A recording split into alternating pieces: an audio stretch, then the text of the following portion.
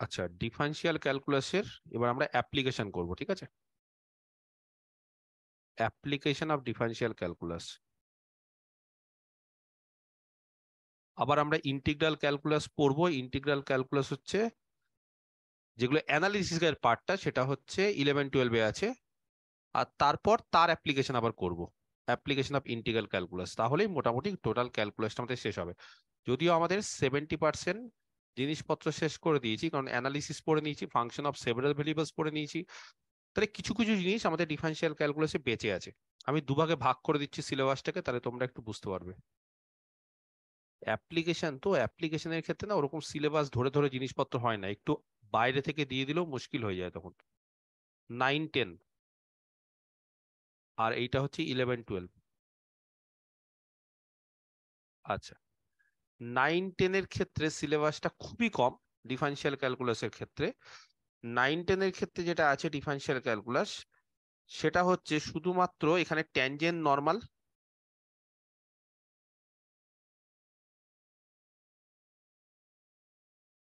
Already জিওমেট্রিতে তোমরা একটা tangent নরমালের বিষয়বস্তু দেখেছো। তবে হ্যাঁ, জিওমেট্রির ক্ষেত্রে আমরা এক্স এর ডিগ্রি বা ওয়াই এর ডিগ্রি, বা যদি 3D তেও পড়ো তাহলে জেড এর ডিগ্রি, এগুলো কিন্তু 2 এর বেশি দেখিনি। এইখানে কিন্তু যা ইচ্ছা হতে পারে, ত্রিকোণমিতিক ফাংশন হতে পারে, লগারিদমিক ফাংশন হতে পারে, এক্সপোনেনশিয়াল হতে পারে, যা ইচ্ছা হতে পারে। আর ওখানে কি আমরা হোমোজিনিয়াস সবসময় দেখে এসেছিলাম, সেই কারণে এটা ইন জেনারেল আমরা করব। তাহলে ট্যানজেন্ট নরমাল, হ্যাঁ, এই একটা জিনিস। আর তোমাদের যেটা দেওয়া আছে সেটা হচ্ছে এনভেলপ, ঠিক আছে, অফ ফ্যামিলি অফ কার্ভস। এবং ওখানে মেনশনও করে দিয়েছে যে শুধুমাত্র এনভেলপের ক্ষেত্রে প্রবলেমগুলো। আচ্ছা, আর একটা জিনিস যেটা করতে হবে সেটা হচ্ছে ম্যাক্সিমা মিনিমা। সেটা সিঙ্গেল ভেরিয়েবলও আছে, আবার টু ভেরিয়েবল বা ফাংশন অফ সেভারাল ভেরিয়েবলস এর ক্ষেত্রেও আছে, ঠিক আছে? ফর ভেরিয়েবল সিঙ্গেল ভেরিয়েবলও আছে এটা, অ্যান্ড, ঠিক আছে, মাল্টি ভেরিয়েবলও আছে। তো আমরা এই জিনিসটাও করব। ওকে, ডিফারেন্সিয়াল ক্যালকুলাসে 9-10-এর ক্ষেত্রে শুধুমাত্র এই জিনিসপত্রগুলো আছে। বাকি ইন্টিগ্রেশন, মানে ইন্টিগ্রাল ক্যালকুলাসে ইন্টিগ্রেশন আছে, বিটা গামা ফাংশন আছে, ডবল ইন্টিগ্রাল, ওগুলো ইন্টিগ্রাল ক্যালকুলাসে। এটা শুধুমাত্র ডিফারেন্সিয়াল ক্যালকুলাসের ক্ষেত্রে, ঠিক আছে? আচ্ছা, এইবার 11-12-এ কি কি আছে? 11-12-এও 1 নম্বর ট্যানজেন্ট অ্যান্ড নর্মাল, এটা আছে। আচ্ছা, যা যা 9-10-এ থাকবে সেগুলো 11-12-এ থাকবেই। আচ্ছা, 2 নম্বর যেটা আছে সেটা হচ্ছে পেডাল ইকুয়েশন। এগুলো কিন্তু সব বিএসসি তে করেছো তোমরা, খুব যে কঠিন কিছু জিনিসপত্র সেটা না। 3 নম্বর হচ্ছে কার্ভেচার বা রেডিয়াস অফ কার্ভেচার, মনে পড়ছে?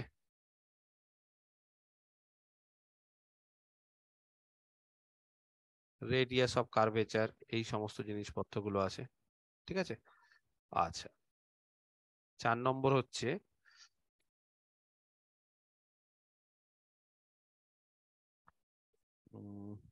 অ্যাসিমটোট, ঠিক আছে, এটা আছে। 5 নম্বর কার্ভ টেসিং, যদিও কার্ভ টেসিং থেকে কোনো কোশ্চিন টোশ্চিন কোনোদিনই আসে না। বিভিন্ন ধরনের কার্ভ কি করে ট্রেস করতে হয়, বিএসসি সিলেবাসটা ধরে উঠিয়ে দিয়ে দিয়েছে। এমসিকিউ তে কোনোদিন কার্ভ টেসিং তোমাদের ওরকম দেবো না, কারণ কার্ভকে ট্রেস করবে কি করে, এমসিকিউ এর ক্ষেত্রে ওরকম দেবেও না। যাই হোক, তাও বলে রাখছি। আর যেটা সেটা হচ্ছে ম্যাক্সিমা মিনিমা,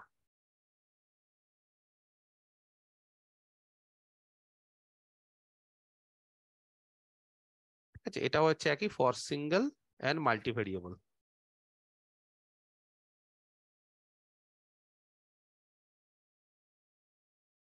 এই টোটাল খুব ছোট ছোট জিনিস আছে, খুব বেশি সময় লাগবেও না।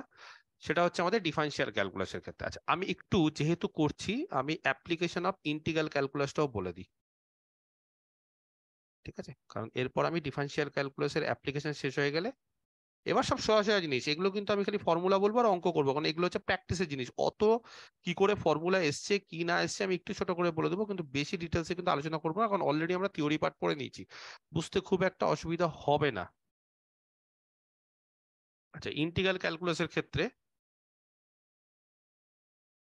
এটা 9-10, ঠিক আছে? আচ্ছা, তাদের ক্ষেত্রে কি কি আছে বলে দিই।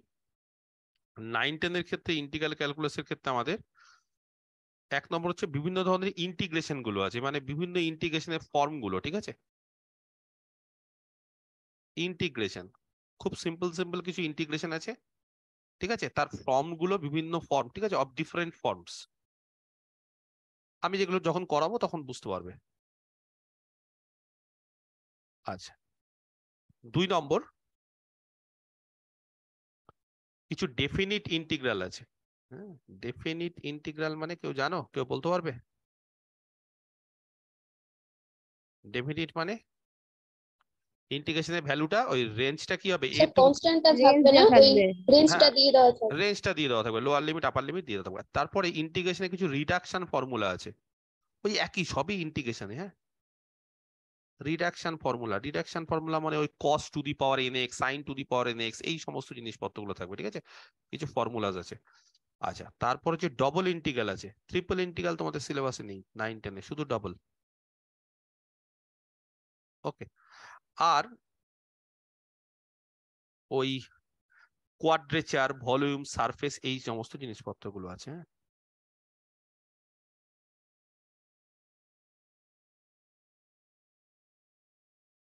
ঠিক আছে, এদের বের করতে হবে।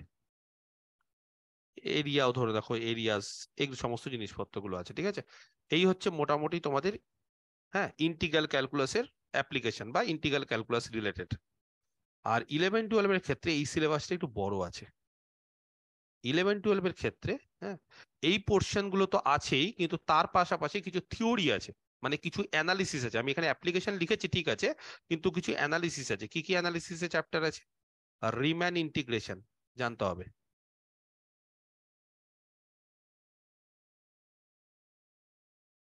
2, ইমপ্রপার ইন্টিগ্রেশন, হ্যাঁ, খুবই ইম্পর্টেন্ট। আর ইমপ্রপার ইন্টিগ্রেশনের মধ্যে বিটা গামা ফাংশন, ঠিক আছে, এর মধ্যে আমি বিটা গামা ফাংশনটা দিয়ে দিই। বিটা এন্ড গামা, এই জিনিসগুলো জানতে হবে।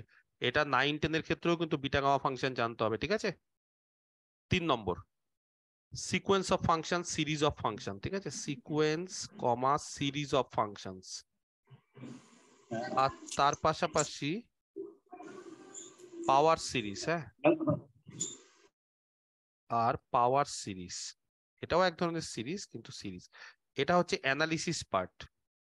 যেরকম ধরো তোমরা ডিফারেন্সিয়াল ক্যালকুলাসের ক্ষেত্রে অ্যানালিসিস পার্ট যেরকম লিমিট, কন্টিনিউটি, সিকোয়েন্স, সিরিজ এগুলো পড়েছো, সেরকম অ্যানালিসিস পার্ট হচ্ছে এইটা। ওকে। আর অ্যাপ্লিকেশন পার্ট কি? অ্যাপ্লিকেশন পার্ট যা যা 11-12, যা যা 9-10 এর ক্ষেত্রে ছিল মোটামুটি সবই আছে। হ্যাঁ, ওই ধরো এই যে এই সমস্ত জিনিসপত্রগুলো সবই আছে, ঠিক আছে, প্লাস ওই 9-10 যা আছে মোটামুটি সবই আছে, ঠিক আছে? এই 3টে জিনিস তোমাদের এক্সট্রা পড়তে হবে। 3টে তো না, এই চ্যাপ্টারটা 2টো চ্যাপ্টার, এখানে 3টে chapter, sequence of function, series of function, power series, 3টে আলাদা আলাদা চ্যাপ্টার। সেটাকে আমি একটা করেছি, ইমপ্রপার ইন্টিগ্রেশন একটা চ্যাপ্টার, রিমান 5টা চ্যাপ্টার পড়তে হবে অ্যানালিসিসে। আর তারপর 9-10 যেগুলো আছে, এই যে integration of different forms, definite integral, reduction formula, double integral, ঠিক আছে, কোয়াড্রেচার, ভলিউম, এরিয়াস, এই সমস্ত জিনিসপত্রগুলো তোমাদের সিলেবাসে আছে। তাহলে এই টোটাল তোমাদের ইন্টিগ্রাল ক্যালকুলাস, ঠিক আছে, 11-12 এর ক্ষেত্রে। তাহলে বুঝতে পেরেছি 11-12 এর সিলেবাসটা একটু বড়। যাই হোক, তো আজকে আমরা প্রথম ট্যানজেন্ট নরমাল দিয়ে শুরু করব। একদম বেসিক জিনিস, খুব সোজা জিনিস, ফর্মুলা বলবো আর ক্যালকুলেশন করবো আর অঙ্ক করব। ট্যানজেন্ট নরমাল 9-10-এও আছে, 11-12-এও আছে, এইটা দিয়ে আমরা শুরু করবো, ঠিক আছে? আচ্ছা, আমি আগের থেকেই তোমাদের বলে দিব যে আমি কি কি পড়াবো। কারণ এবার কি বলতো, আমি ধরো বলে দিলাম যে আজকে ট্যানজেন্ট নরমাল, তাহলে আজকে ট্যানজেন্ট নরমাল। পরের দিন আমি বলে দেবো নেক্সট সানডে যে আমি পেডাল ইকুয়েশন, তাহলে যারা যারা 9-10-এ আছে তাদের পেডাল ইকুয়েশন নেই, ইচ্ছা ইচ্ছে যদি না হয় করতে নাও পারো, তোমাদের ব্যক্তিগত ব্যাপার, ঠিক আছে? আমি কিন্তু এইভাবেই করবো, কারণ আগে 9-10 পরে 11-12 আমি একদম মানে আমার আমার মতো করবো, আমার মতো যেভাবে খুশি, কিন্তু আগের দিন বলে দেবো যে আজকে আমি এটা করাচ্ছি, তাহলে সেই অনুসারে তোমাদের সিলেবাসটা তোমরা জানো। এবার যাদের যাদের মনে হচ্ছে 11-12 পেডাল ইকুয়েশন পড়বে পড়ো, আর যাদের মনে হচ্ছে না পেডাল ইকুয়েশন পড়বো না তাদের পড়ো না। তবে নর্মাল ট্যানজেন্ট এগুলো থাকার পাশাপাশি এই চ্যাপ্টারের মধ্যে পেডাল ইকুয়েশনে কিন্তু পড়ে যায় 9-10 এর ক্ষেত্রে, সেই জন্য একটু বাড়তি জিনিসপত্র যদি পড়ে যাও ক্ষতি নেই। বাই চান্স একটা পেডাল ইকুয়েশনে অঙ্ক দিল, একটু অন্তত ফর্মুলাটা জেনে রাখলে, যাতে অন্তত কোশ্চিনটা যদি আননোন কোশ্চিনও আসে যাতে করে আসার মতো একটা ক্ষমতা থাকে। খুব বেশি করতে হবে না, কিন্তু একটু ফর্ম টর্ম ক্লাসটা অন্তত অ্যাটেন্ড করতে পারো, বা হয়তো কার্ভেচার থেকে কোনো একটা অঙ্ক দিল, কার্ভেচারের ফর্মুলায় যাও না, যদি রেডিয়াস অফ কার্ভেচারের ফর্মুলাটা যা জানতে, কারণ এগুলো হচ্ছে ফর্মুলা বেস, অ্যাপ্লিকেশন মানে সব ফর্মুলা বেস, বা অ্যাসিমটোট কি করে বের করতে একটু জেনে রাখা ভালো, কখন কি কোথা থেকে দিয়ে আসতে পারে কোনো বলা যায় না। তবে এই সমস্ত জিনিসপত্রগুলো কিন্তু আমি আগের থেকে বলে দেবো যে হ্যাঁ আমি এটা করাবো, তাহলে এইটা আমি ধরো বললাম রিমান ইন্টিগ্রেশন করাবো, তাহলে যারা 9-10-এ পড়ছে তাদের দরকার নেই। আর যদি মনে করো যে না রিমান ইন্টিগ্রেশন করবো, একটু শিখে রাখি ইন্টিগ্রেশন ব্যাপার তো জানি 11-12-এ, তারা করতে পারো। কারো যদি মনে হয় ইমপ্রপার ইন্টিগ্রেশন শিখবে, বিটা গামা শিখবে, তারা করতে পারো। এই হচ্ছে বিষয়, আমি আগের দিন থেকে বলে দেবো। আর তোমাদের ব্যক্তিগত ব্যাপার, আমি জোর করবো না কাউকে যে 9-10-এ তোমরা পরীক্ষা দেবে, কেউ হয়তো ঠিক করে আছো, তার আননেসেসারি বেশি এক্সট্রা বার্ডেন নেওয়ারও দরকার নেই, সে যদি মনে করে। এই হচ্ছে বিষয়। আচ্ছা, ট্যানজেন্ট নরমাল, এটা হচ্ছে আমাদের ডিফারেনশিয়াল ক্যালকুলাসের ফার্স্ট চ্যাপ্টার। তাহলে এই জিনিসটা কিন্তু মাথায় রেখো, এই ছকটা কিন্তু, হ্যাঁ এটাই হচ্ছে সিলেবাস, এইভাবে কিন্তু আমরা শুরু করব, এক এক করে যাব। তাহলে ফার্স্ট যেটা চ্যাপ্টার, চ্যাপ্টার 1, সেটা হচ্ছে ট্যানজেন্ট নরমাল। ঠিক আছে,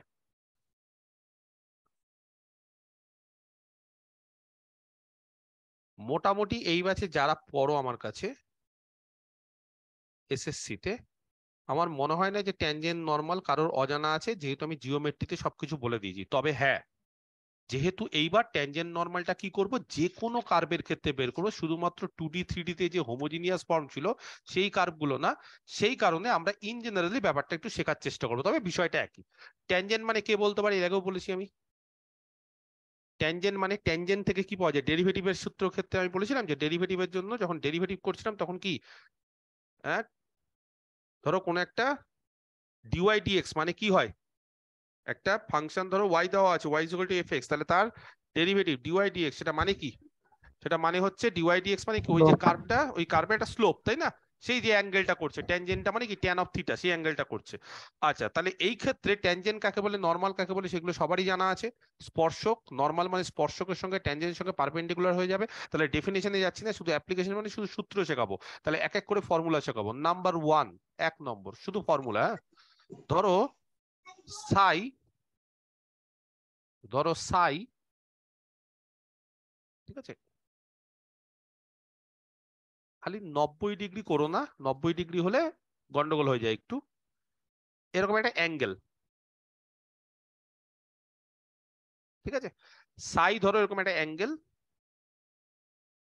হুইচ, কোন অ্যাঙ্গেল, দ্য ট্যানজেন্ট, ঠিক আছে, অ্যাট এনি পয়েন্ট, যে কোনো একটা পয়েন্ট নিয়ে নাও, পয়েন্টটাকে আমি এক্স কমা ওয়াই ধরছি, অফ দ্য কার্ভ, কার্ভটাকে আমি small y equal to f x ধরছি, এই কার্ভের, সেই কার্ভের ট্যানজেন্টটা বলছে যদি একটা অ্যাঙ্গেল সাই তৈরি করে, কার সাথে তৈরি করে, makes with the x x axis, ঠিক আছে, এক্স অ্যাক্সিসের সাথে যদি সে সাই অ্যাঙ্গেলটা তৈরি করে, তাহলে ট্যান সাই,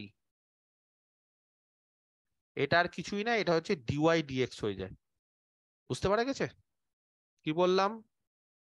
এটা একটা curve y equal to f x, এই কার্ভের ট্যানজেন্ট, এটা এক্স অ্যাক্সিস, এটা ওয়াই অ্যাক্সিস, ধরো একটা ট্যানজেন্ট নিলাম, সেই ট্যানজেন্টটা, এটা ধরো একটা পয়েন্ট এক্স কমা ওয়াই, সেই এক্স কমা ওয়াই পয়েন্টে যদি ট্যানজেন্ট নিয়ে নিই, সেই ট্যানজেন্টটা যদি সাই অ্যাঙ্গেল করে, কার সাথে সাই অ্যাঙ্গেল করবে, এক্স অ্যাক্সিসের সাথে, পজিটিভ দিকে করবে, হ্যাঁ মানে উল্টো দিকে না, এইভাবে, তাহলে ট্যান সাই মানে কত, তার ট্যানটাই হচ্ছে ডিওয়াই ডিএক্স ডেরিভেটিভ। এইভাবেই তো আমরা শিখেছিলাম এর আগে ডেরিভেটিভ যখন পড়েছি।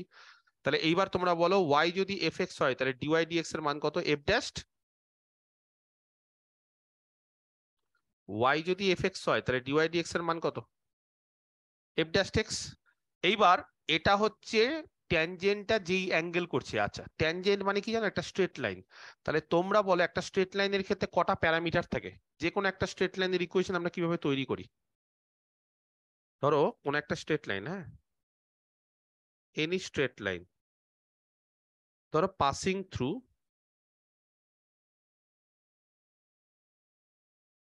x1, y1 and having a slope, একদম 11-12 এর অঙ্ক, m is, কেউ বলতে পারবে তার ইকুয়েশন কত হবে? y minus y1 equals to m into x minus x1. কোনো একটা একদম y মাইনাস y1, যেহেতু y1 পয়েন্ট দিয়ে পাস করছে, is equal two m into x minus x1। এইভাবেই তো আমরা একটা স্ট্রেট লাইনের ইকুয়েশন বের করি।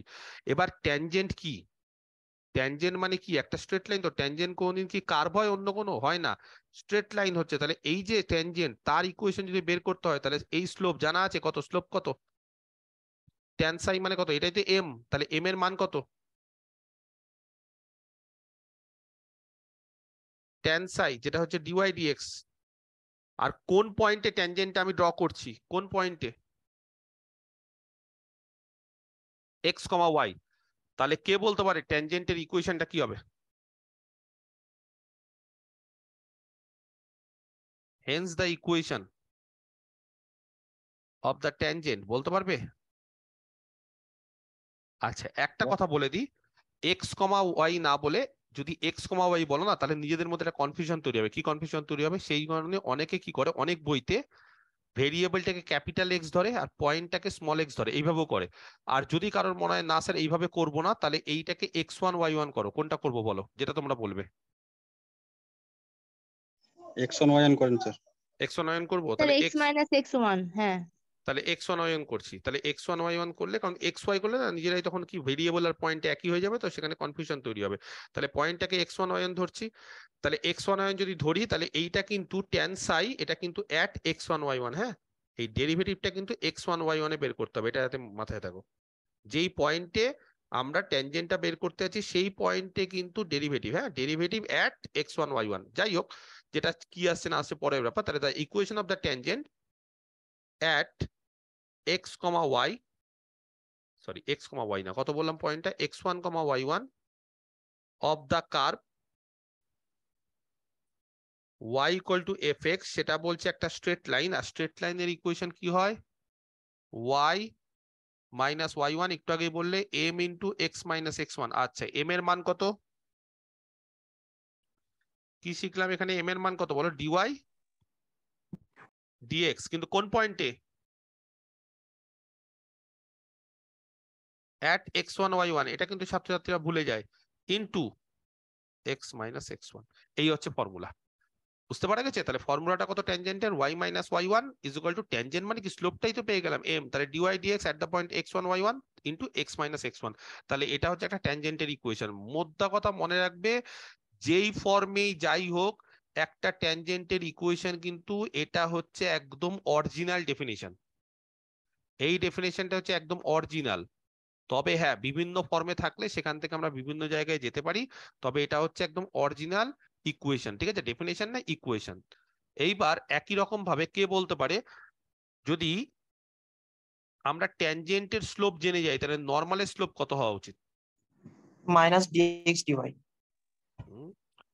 The slope of the normal কত হওয়া উচিত?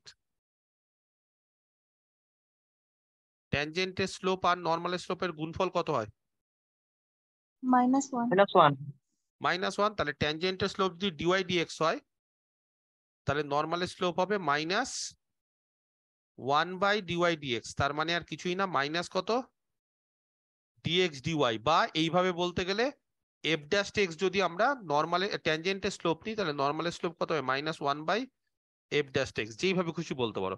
তাহলে and thus the equation of the normal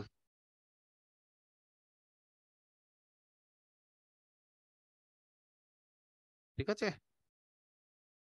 at x one y one of the curve, কার্ভটাকে ধরে নাও y equal to f x, সেটা কত হবে নর্মালের ইকুয়েশন। তাহলে y মাইনাস কোন পয়েন্টে নর্মাল আঁকছি, y মাইনাস ওয়াই ওয়ান, তাহলে পয়েন্টটা তো একই, এক্স ওয়ান ওয়াই আছে এই জায়গাটা। তাহলে নর্মালের স্লোপ কত হবে এবার, minus of dx dy into কত হবে, এক্স মাইনাস এক্স ওয়ান, মনে থাকবে? তবে হ্যাঁ, ডিওয়াই ডিএক্স ডিওয়াইটা কোন পয়েন্টে, at x one y one পয়েন্টে। তাহলে একদম সিম্পল জিনিস, ট্যানজেন্ট বের করতে পারলে নর্মালের ইকুয়েশনটাও বেরিয়ে যাবে। যাই হোক, তো এই হচ্ছে বিষয়গুলো, এগুলো সব পরপর করে লিখে দিচ্ছি। 3 নম্বর, নর্মাল জেনে গেলাম, ট্যানজেন্ট জেনে গেলাম, ঠিক আছে? এবার ধরো কোনো একটা লেট অ্যান ইকুয়েশন, যেটা এই ফর্মে আছে, ইমপ্লিসিট ফর্মে, is given in implicit form. Implicit form মানে এইগুলো হচ্ছে এক্সপ্লিসিট ফর্ম। হ্যাঁ, ওয়াইটা হচ্ছে ফাংশন অফ এক্স, এটাকে বলে এক্সপ্লিসিট ফর্ম। আর ইমপ্লিসিট ফর্ম মানে f of x y equal to zero, এইভাবে দেওয়া আছে, বুঝতে পারছো না? যেমন আমি ধরো বললাম একটা কার্ভ নিলাম, x square plus y equal to zero. তবে হ্যাঁ, কোনো ফর্মে যদি ইমপ্লিসিট ফর্মে থাকে, তাহলে তাকে অনেক সময় এক্সপ্লিসিট ফর্মেও ট্রান্সফার করা যায়।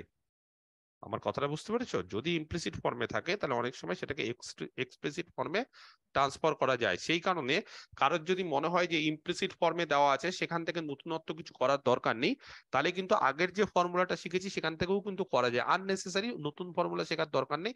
তবে কারোর যদি মনে হয় যে না স্যার এইভাবে একটু বলে দিন, সেই কারণে আমি বলে দিই।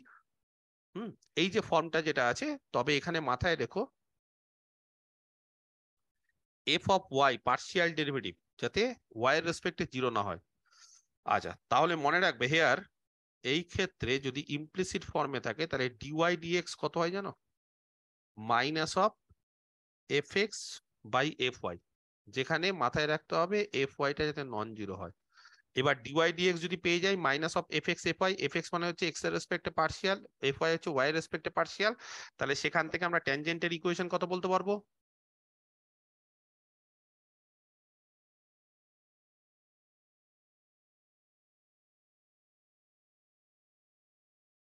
অ্যাট x1 y1, হ্যাঁ এই পয়েন্টে ট্যানজেন্টের ইকুয়েশন কত বলবো? Of the curve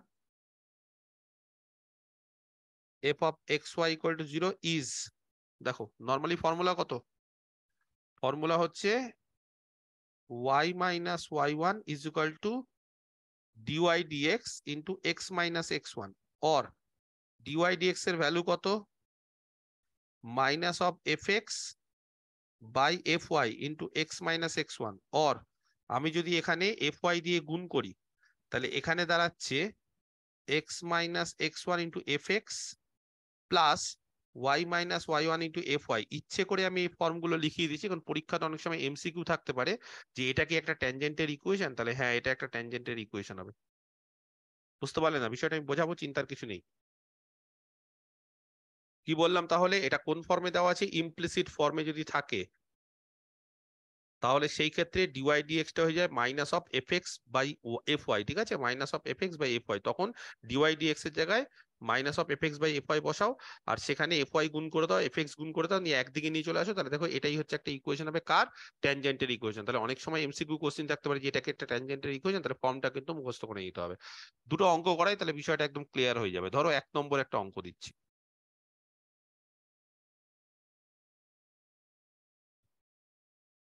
find the equation, একদম সোজা অঙ্ক থেকে শুরু করছি। Find the equation of the tangents and normal, আচ্ছা, of the tangent and normal to the curve,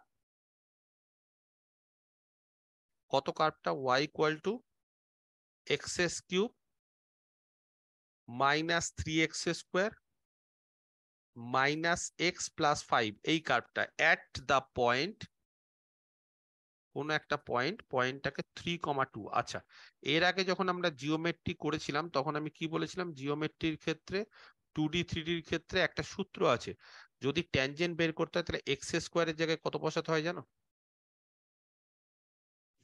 x x1 একদম। ওয়াই স্কোয়ারের জায়গায়? y1 আচ্ছা, 2xy এর জায়গায়? xy1 plus y yx1 very good. 2x এর জায়গায়? x plus x 2y x এর plus জায়গায়? x1 2y এর জায়গায় y প্লাস y1। তাহলে এই যে ফর্মুলাগুলো, সেই ফর্মুলাগুলো জিওমেট্রির ক্ষেত্রে আমরা অ্যাপ্লাই করতাম, কিন্তু হ্যাঁ এই ক্ষেত্রে যেহেতু কার্ভে দেখো কিউব আছে, তাহলে এই ক্ষেত্রে কিন্তু আমরা যখনই কিউব থাকবে বা সাইন এক্স কস এক্স তখন কি করে করব? তখন তো করতে পারবো না। সেই কারণে ওই নিয়মটা কিন্তু সব জায়গাতে অ্যাপ্লিকেবল হবে না। এবার কি করতে হবে? যেটা পদ্ধতি বললাম সেটা। তাহলে ওয়াই জানা আছে, চট করে ওয়াই যদি জানা থাকে x cube minus 3x square minus x plus 5, তাহলে চট করে ডিওয়াই ডিএক্স বের করে নাও। ঠিক আছে, ডিওয়াই ডিএক্স হচ্ছে কত হবে? 3x square minus 6x minus 1। তবে ডিওয়াই ডিএক্সটা কোন পয়েন্টে বের করতে হবে? যেই পয়েন্টে ট্যানজেন্টটা বের করতে দিয়েছে, কোন পয়েন্ট সেটা? 3,2। তাহলে 3,2 হচ্ছে x1 y1। বলো 3x এর মান যদি 3 বসাই কত আসছে তাহলে এখানে?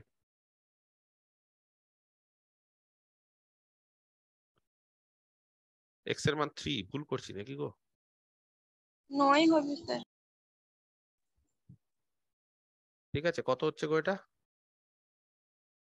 9 না 8? 8 8 sir 8 8 8 হচ্ছে। আচ্ছা, তাহলে স্লোপটা বেরিয়ে গেল, এটাই হচ্ছে m, এটাই হচ্ছে আমাদের m, ট্যানজেন্টের স্লোপ। আর ট্যানজেন্টটা কোন পয়েন্টে আছে? 3,2 দিয়ে পাস করছে। তাহলে বলো তো ইকুয়েশন অফ দ্য ট্যানজেন্ট কত হবে?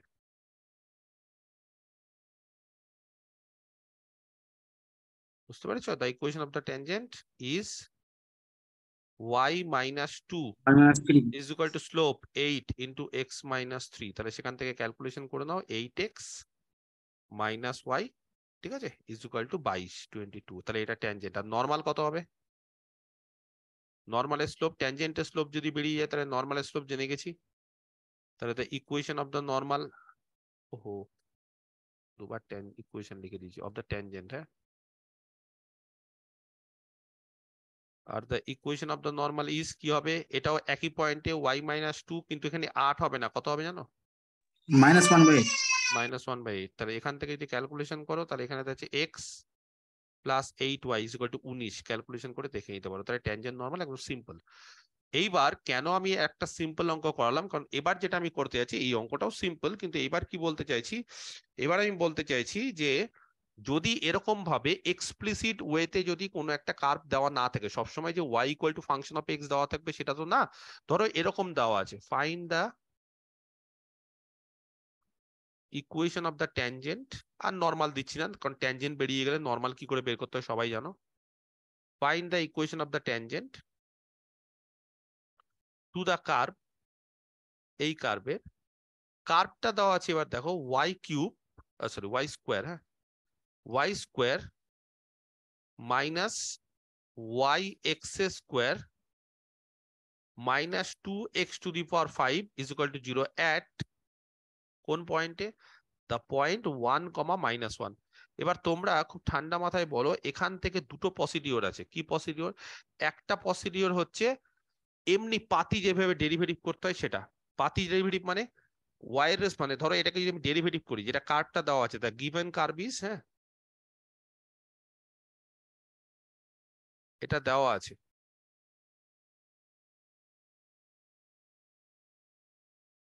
কত দেওয়া আছে?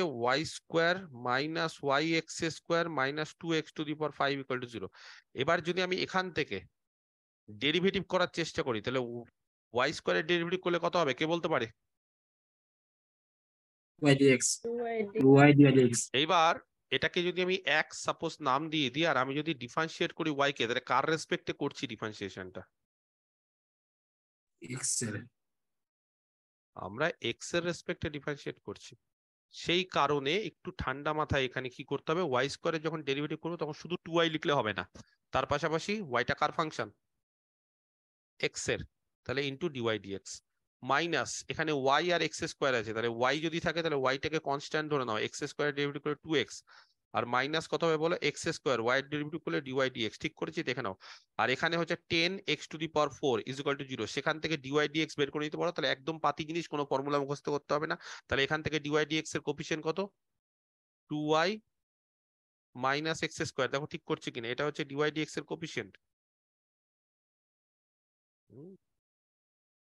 আর ইজ ইকুয়াল টু ওই দিকে নিয়ে চলে গেলে কত হবে গো? 10x to the power 4 plus কত? 2xy, और সেখান থেকে dy dx কে বলতে পারে কত হচ্ছে? 10x to the power 4 plus 2xy বাই 2y মাইনাস এক্স স্কোয়ার। দেখো তো আমি ঠিক করেছি কি ক্যালকুলেশন, দেখে নাও তো। বোঝাতে পেরেছি? আচ্ছা, এবার কারোর যদি মনে হয় না স্যার এইভাবে করবো না, আপনি এটা বললেন সেইভাবে করে দেখি তো। আমি বললাম ডিওয়াই ডিএক্স হচ্ছে আসলে minus of f x by f y. কে বলতে পারে এখানে এফ এক্স কত?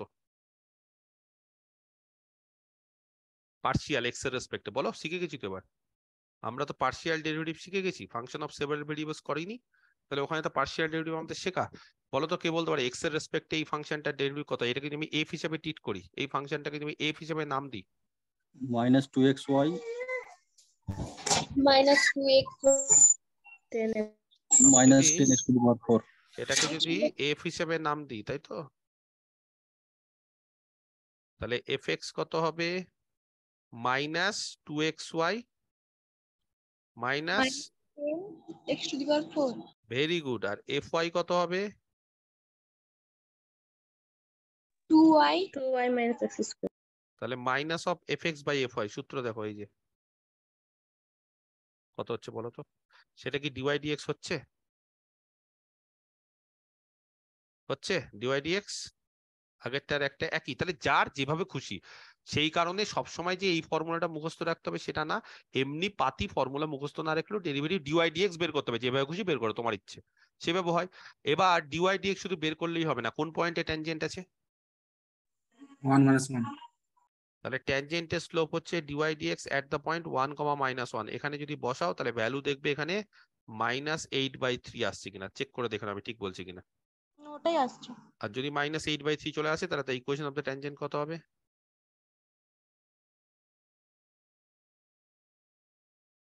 এগুলো প্র্যাকটিস, জাস্ট প্র্যাকটিস করছি আমরা, ডেরিভেটিভ যেগুলো শিখেছি সেগুলো প্র্যাকটিস করছি, ঠিক আছে। তাহলে এটা হয়ে যাবে y মাইনাস y1 মানে কত গো +1 নাকি, আর মাইনাস Y plus 1. 3, আর এখানে x -1, এখান থেকে যদি ক্যালকুলেশন করো তাহলে এটা দাঁড়াবে 8x + 3y = 5। এটা হচ্ছে ট্যানজেন্টের ইকুয়েশন হবে, ঠিক আছে, ক্লিয়ার। তাহলে যেইভাবে খুশি করো রেজাল্ট একই, যেটা তোমাদের ইচ্ছে। আচ্ছা, এবার অনেক সময় কি থাকে, এগুলো ছাড়াও আরেকটা ফর্ম আছে, সেটা হচ্ছে প্যারামেট্রিক ফর্ম। এইরকম প্যারামেট্রিক ফর্মেও কোনো সময় দিয়ে দেয়, ঠিক আছে। এটা কটা ফর্মুলা হলো, 3 নম্বর, 3টে। এবার 4 নম্বর। স্যার একটা জানার ছিল, হ্যাঁ বলো। বলছিলাম যে স্যার জিওমেট্রি তো ট্যানজেন্ট নরমাল আছে, তো এখানে আলাদা করে কেন পড়ানো হচ্ছে, এর কি কোনো কারণ আছে কি? এই যে জিওমেট্রির ক্ষেত্রে x³ ছিল না, জিওমেট্রির ক্ষেত্রে কোনদিন y = sin x থাকবে না, জিওমেট্রির ক্ষেত্রে y = e⁻x থাকবে না, ওই কারণে। আচ্ছা আচ্ছা, আমাদের সিলেবাসে জিওমেট্রির ক্ষেত্রে কি আছে জানো, জিওমেট্রির ক্ষেত্রে আমাদের হোমোজিনিয়াস ফর্ম আছে। হোমোজিনিয়াস ফর্ম মানে কোন ফর্মটা বুঝতে পেরেছো, হোমোজিনিয়াস ফর্ম মানে এই ফর্মটা, ax² + 2hxy, আমি 2D তে বলছি, +by² + 2gx + 2fy + c, এই ফর্মটা হচ্ছে হোমোজিনিয়াস ফর্ম। এই ফর্মে যদি থাকে তখন আমরা জিওমেট্রির ক্ষেত্রে করেছিলাম। কিন্তু শুধু যে এই অ্যালজেব্রিক ইকুয়েশনই থাকবে তার তো কোনো গ্যারান্টি নেই, ত্রিকোণমিতিক থাকতে পারে, লগারিদমিক থাকতে পারে, ইনভার্স টাইপের থাকতে পারে, বিভিন্ন ধরনের থাকতে পারে, বা পাওয়ারেও থাকতে পারে, পাওয়ার গুলো অনেক বড় হয়ে যাবে। তো সেই কারণে আমরা কিন্তু আবার ট্যানজেন্ট নরমালটা পড়ছি। তুমি যদি জিওমেট্রির সূত্র দিয়ে করতে চেষ্টা করো তাহলে পারবে না, ক্লিয়ার। আচ্ছা স্যার।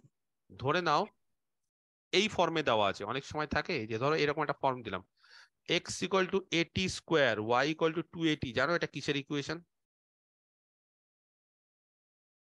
এত সময় তো লাগার কথা না, প্যারাবোলা। এত সময়, আরে প্যারাবোলার এটা কি, y² করো, y² কত হচ্ছে 4a²t², আর 4a আর at² এর মান কত x, তাহলে y² 4x। অ্যাকচুয়ালি এটা হচ্ছে parametric form.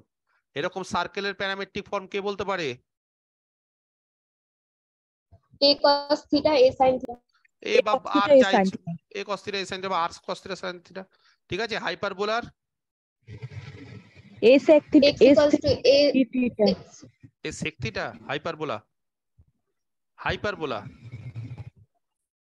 a sec theta b tan theta b tan θ, t/t. ঠিক আছে।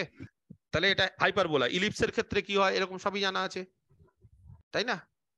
তাহলে এরকম ভাবে প্যারামেট্রিক ফর্ম যদি দিয়ে দেয় তাহলে আমরা কি করে তার ট্যানজেন্টের ইকুয়েশন বের করতে পারবো। ধরো এরকম একটা ইকুয়েশন দিয়ে দিয়েছে, সাপোজ x φt আর y ধরো এরকম ψ, ঠিক আছে। আচ্ছা, এটা একটা কার্ভ। তাহলে আমাদের কাজ হচ্ছে dy dx বের করা। তো dy dx বের করার আগে dx dt বের করতে হবে। কে বলতে পারে dx dt কত হবে এখান? phi dash t. পাই ড্যাশ t। আর dy dt পরেরটা থেকে সাই ড্যাশ t। তাহলে dy dx সেটাকে এইভাবে লেখা যায়? সবই তো জানা জিনিস। dy dt by dx dt, বলো dy dt এর মান কত?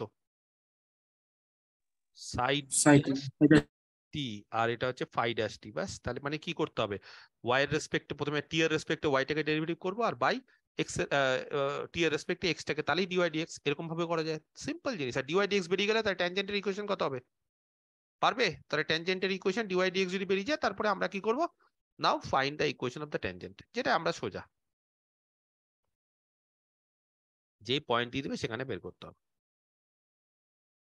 ক্লিয়ার? তাহলে এইরকম যেই ফর্মেই থাকুক, আমাদের উদ্দেশ্য কি আলটিমেটলি, উদ্দেশ্য কিন্তু dy dx টা বের করে নাও। ধরো আমি একটা অঙ্ক দিচ্ছি, প্রবলেম নাম্বার 3। ধরো let x equal to a cos cube t আর y equal to a sin cube t। হয়তো অনেকেই তোমরা জানো না এটা কার ইকুয়েশন, কেউ জানো? অ্যাস্ট্রয়েডের কিছু কিছু, হ্যাঁ, কিছু কিছু Asteroid. অ্যাস্ট্রয়েড, কিছু কিছু কার্ভ আছে, হ্যাঁ, সেই কার্ভ গুলো একটু জেনে রাখলে ভালো হতো। কিন্তু এখন না ওই কার্ভ গুলো নিয়ে আলোচনা করতে আমার মানে কি বলবো, এগুলো সময় সাপেক্ষ। কার্ভটা কিরকম হচ্ছে না হচ্ছে অনেক রকম কৌতূহল থাকবে, কোশ্চিন থাকবে। তাহলে কি একটা ক্লাস এরকম বলে দেবো যে কিছু কিছু কার্ভ আছে, অ্যাস্ট্রয়েড আছে, সাইক্লয়েড আছে, ঠিক আছে, তারপরে ফোলিয়াম অফ ডিকার্স, এরকম স্পাইরাল আছে। স্পাইরাল আছে, কারেক্ট, এরকম অনেক আননোন কিছু কার্ভ। দেখো ইলিপস, প্যারাবোলা, হাইপারবোলা এই তো সব না, বা কনিক সেকশনটা সব না, কনিকের সেকশন ছাড়া অনেক অনেক ধরনের কার্ভ আছে এরকম। সেই কার্ভ গুলো আবার বিভিন্ন সাইক্লয়েড বিভিন্ন ধরনের হয়, ঠিক আছে, এইদিকে হচ্ছে না ওইদিকে হচ্ছে, মুখটা অ্যাঙ্গেল কত, তো এগুলো যদি বলো তাহলে একটা ক্লাসে আমি আলোচনা করে দিতে পারি, কিন্তু একটা ফুল ক্লাস লাগবে, কারণ জিনিসপত্র। হ্যাঁ, কার্ভ টেস্টিং এর সময় করে দিবেন একটা কার্ভ ট্রেসিং এর সময় না, হুম। মানে কার্ভ ট্রেসিংটা তো লাস্টের বিষয়। তো মানে এগুলো আগে জানলে বেটার, কারণ এখন না এই সমস্ত পেডাল ইকুয়েশন বলো সমস্ত কিছুতে এগুলো, আর যদি মনে করো না স্যার এগুলো জানা জিনিস বা একবার পড়ে নেবো না নিজেরা, স্যার করিয়ে দিয়েছে একটা ক্লাস, মানে এগুলো যদি সুবিধা মনে করো হবে তাহলে। যে জানা জিনিস, বা যেমন এটা হচ্ছে একটা অ্যাস্ট্রয়েড, এবং এগুলো না কিছু কিছু ফর্ম আছে অ্যাপ্লিকেশনের ক্ষেত্রে কি হয়, এসএসসি তে প্রচন্ড মুখস্থ করে যেতে হয়। অনেক কিছু আছে যেগুলো মুখস্থ করলে না তাড়াতাড়ি তাড়াতাড়ি হয়ে যায়, না হলে সময় লাগবে প্রচুর। ক্যালকুলেশন বুঝতেই পারছো, যত অ্যাপ্লিকেশনের পার্ট থাকবে তত ক্যালকুলেশন, আর ক্যালকুলেশনের ক্ষেত্রে যত তুমি প্র্যাকটিস করবে, যত তোমার ফর্মুলা মুখস্থ থাকবে, যত তোমার উত্তর মুখস্থ থাকবে, একদম ইন জেনারেলি বলছি, উত্তর মুখস্থ করাও যায়, সেই উত্তরগুলো মুখস্থ করতে গেলে প্রচুর প্র্যাকটিস, তাহলে অনেক সময় কম লাগবে এসএসসির ক্ষেত্রে। এবং সেই কারণে কার্ভটার একটা আইডিয়াটা যদি পাও কিরকম হচ্ছে অ্যাস্ট্রয়েড, মানে আমি চাইছি একটু ভিজুয়ালাইজ করে নিতে বিষয়টাকে, তাহলে কি অ্যাস্ট্রয়েডটা এরকম হয়, এই ব্যাপার হয়, একটা ইন জেনারেল একটা আইডিয়া, তার পেডাল ইকুয়েশন কি হয়, তার প্যারামেট্রিক ফর্ম কি হয়, এই সমস্ত জিনিসপত্রগুলো, কার্ভেচার কি হতে পারে, এগুলো একটা আইডিয়া তৈরি হতে পারে। যদি মনে করো তাহলে আমি একটা ক্লাস করে দিতে পারি এইভাবে, ঠিক আছে? আচ্ছা, বি অ্যান ইকুয়েশন, যদিও একটা করে প্রয়োজন, দিবেন স্যার ডিটেইলস। ঠিক আছে করে দেবো, অফ অ্যান অ্যাস্ট্রয়েড। এটা একটা অ্যাস্ট্রয়েডের প্যারামেট্রিক, আর যদি বলি যে এমনি ফর্ম একটা অ্যাস্ট্রয়েডের, তাহলে x to the power 2/3 plus y to the power 2/3 equal to c to the power by e to the power 2/3। এটা 2/2, পারফেক্ট। যেহেতু আমি এখানে এ নিয়েছি বলে আমি এ নিচ্ছি, ঠিক আছে। দেখো তো এক্স এর মান এটা বসাও, ওয়াই এর মান বসাও, দেখো মিলে যাবে। এটা হচ্ছে অ্যাস্ট্রয়েডের এমনি, হ্যাঁ, কার্টেসিয়ান ফর্ম, আর এটা হচ্ছে তার প্যারামেট্রিক ফর্ম। যাই হোক, তো যেটা আমার বক্তব্য সেটা হচ্ছে কার্টেসিয়ান ফর্ম থাকলে হবে প্যারামেট্রিক, যেটা কিছু কোনো ব্যাপার না। তাহলে এখন একটা ইকুয়েশন অফ অ্যাস্ট্রয়েড আছে, তাহলে ফাইন্ড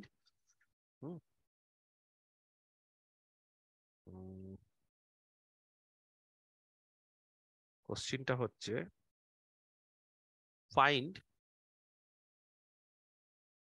দ্য ইকুয়েশন, আমি খালি ট্যানজেন্টই দিচ্ছি কারণ নর্মালটা তোমরা পারবে, ঠিক আছে, অফ দ্য ট্যানজেন্ট অ্যাট এরকম একটা point x1, y1, in generally করাচ্ছে, ঠিক আছে। x1, y1 পয়েন্টে আমরা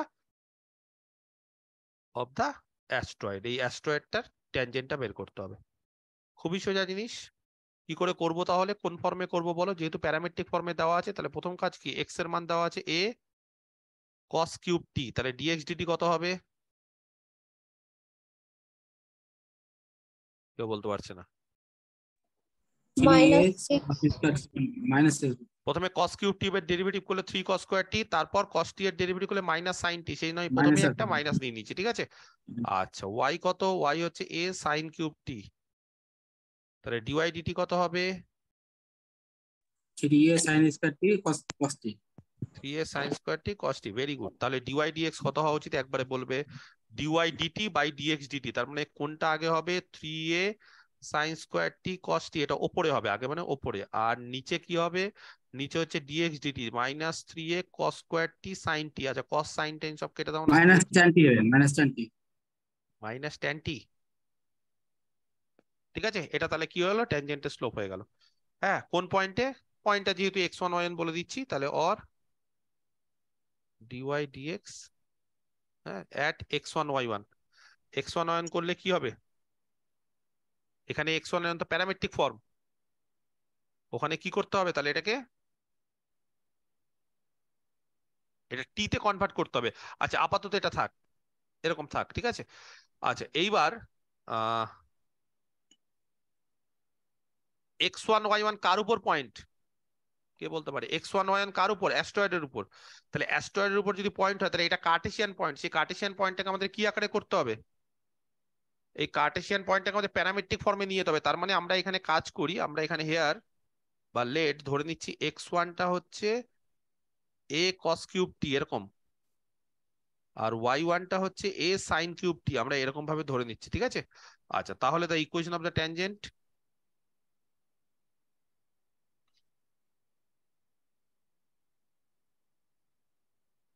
ইজ x মাইনাস, সরি ভুল করছি, y মাইনাস y1, ঠিক আছে, y মাইনাস y1, y1 কত গো, কোনটাকে ধরেছি?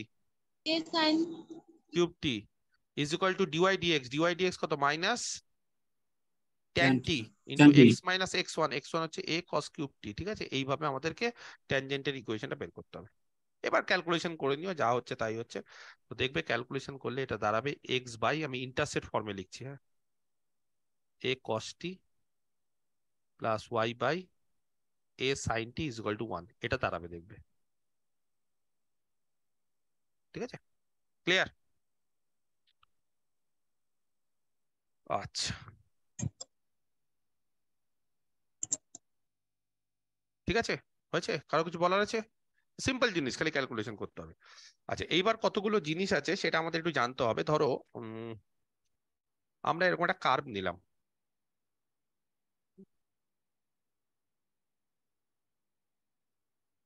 এটা ধরো এক্স অ্যাক্সিস,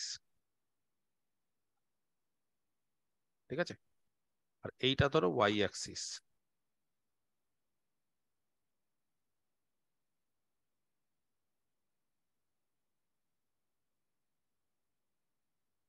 এটা হচ্ছে এক্স অ্যাক্সিস, এটা হচ্ছে ওয়াই অ্যাক্সিস, ঠিক আছে।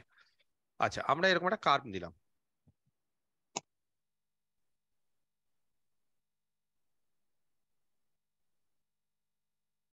এইবার এই পয়েন্টটাকে বলছি পি। আচ্ছা, এটা একটা ট্যানজেন্ট, ঠিক আছে, পি কার্ভের উপর পি পয়েন্টে, এটা ধরো পি পয়েন্ট, একটু এদিক ওদিক হয়ে গেল, ধরো পয়েন্টটা এদিক ওদিক করা যাবে না, এটা ধরো ট্যানজেন্ট, ঠিক আছে। আচ্ছা, তাহলে নর্মাল কোনটা হবে? নর্মালটাকে একটু অন্য কালি দিয়ে লিখি, নীল কালি দিয়ে নর্মাল লিখছি, ঠিক আছে। এটা ট্যানজেন্টের সঙ্গে পারপেন্ডিকুলার, এটা হচ্ছে নর্মাল। আচ্ছা, এই পয়েন্টটা হচ্ছে পি, পি পয়েন্টটা একটু ভালো করে লিখবো,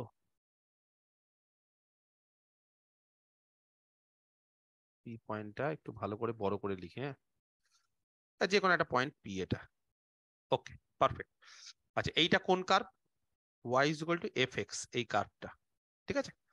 আচ্ছা, ট্যানজেন্ট যেটা আছে এটা ট্যানজেন্ট কিন্তু, হ্যাঁ, কালো কালিটা। কে বলতে পারে ট্যানজেন্টটা কত অ্যাঙ্গেল করে? একদম প্রথমে আমরা কি লিখেছিলাম, একটা ট্যানজেন্ট কত অ্যাঙ্গেল করে? ট্যানজেন্ট কত অ্যাঙ্গেল করে? সাই। এটাকে মনে রাখবে, এই জিনিসগুলো না চেঞ্জ করবে না, চেঞ্জ করে তখন গন্ডগোল হয়ে যাবে, হ্যাঁ। ট্যানজেন্ট তাহলে সাই অ্যাঙ্গেল করছে, তাহলে এইটাকে হচ্ছে সাই লিখছি, ক্লিয়ার? আচ্ছা, এইটা হচ্ছে সাই অ্যাঙ্গেল, ওকে। আচ্ছা, এইবার এখান থেকে একটা পারপেন্ডিকুলার টানছি পি থেকে, কার উপর? এক্স অ্যাক্সিসের উপর। পি থেকে এক্স অ্যাক্সিসের উপর নাম দিচ্ছি ধরো এন, এরকম একটা নাম দিচ্ছি, বিভিন্ন বইতে বিভিন্ন নাম থাকে, নামটা প্রফেক্টর না, প্রফেক্টরটা হচ্ছে পি থেকে আমি একটা এরকম পারপেন্ডিকুলার টানছি এক্স অ্যাক্সিসের উপর, ঠিক আছে। আচ্ছা, এইবার পি পয়েন্টার কোঅর্ডিনেট, হ্যাঁ, পি পয়েন্টটাকে যদি আমি এক্স কমা ওয়াই ধরি, কেউ বলতে পারবে এই দূরত্বটা কত? পিএন, y হ্যাঁ বলো, পিএনটা কি? Y coordinate. y আচ্ছা, আর এই পয়েন্টটা যেখানে ট্যানজেন্টটা এক্স অ্যাক্সিস কে কাট করছে, সেটাকে আমি নাম দিচ্ছি টি। কি নাম দিচ্ছি সেটাকে? টি। ট্যানজেন্টটা যেখানে এক্স অ্যাক্সিস কে কাট করছে সেখানে নাম দিচ্ছি টি, আর নর্মালটা যেখানে এক্স অ্যাক্সিস কে কাট করছে সেটাকে নাম দিচ্ছি জি। তাহলে তোমরা বলো তো, খুব ঠান্ডা মাথায়, পিএনটা এখানে ওয়াই, ঠিক আছে। আচ্ছা, এইটাকে নাম দিচ্ছি ও, তাহলে ওএনটা কত? এক্স আসবে। এক্স আসবে। আচ্ছা, পিটি, এই যে পিটি, পিটিটা হচ্ছে লেন্থ অফ ট্যানজেন্ট। কি বলা হয় পিটি কে? পি থেকে যখন টি তে ট্যানজেন্ট হয় তাহলে পিটিটাকে কি বলা হয়? তার লেন্থ অফ, এগুলো জানতে হবে সব। আমি কিন্তু এগুলো আর মানে ভাষাতে সব লেখাচ্ছি না, যা সংক্ষেপে বলে দিচ্ছি।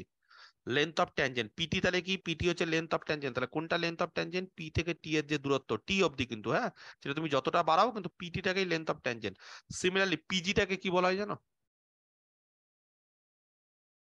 Length of normal. The length of normal, very good. এগুলো কিন্তু পরীক্ষাতে আসে, লেন্থ অফ ট্যানজেন্ট কতটা, লেন্থ অফ নর্মাল কতটা।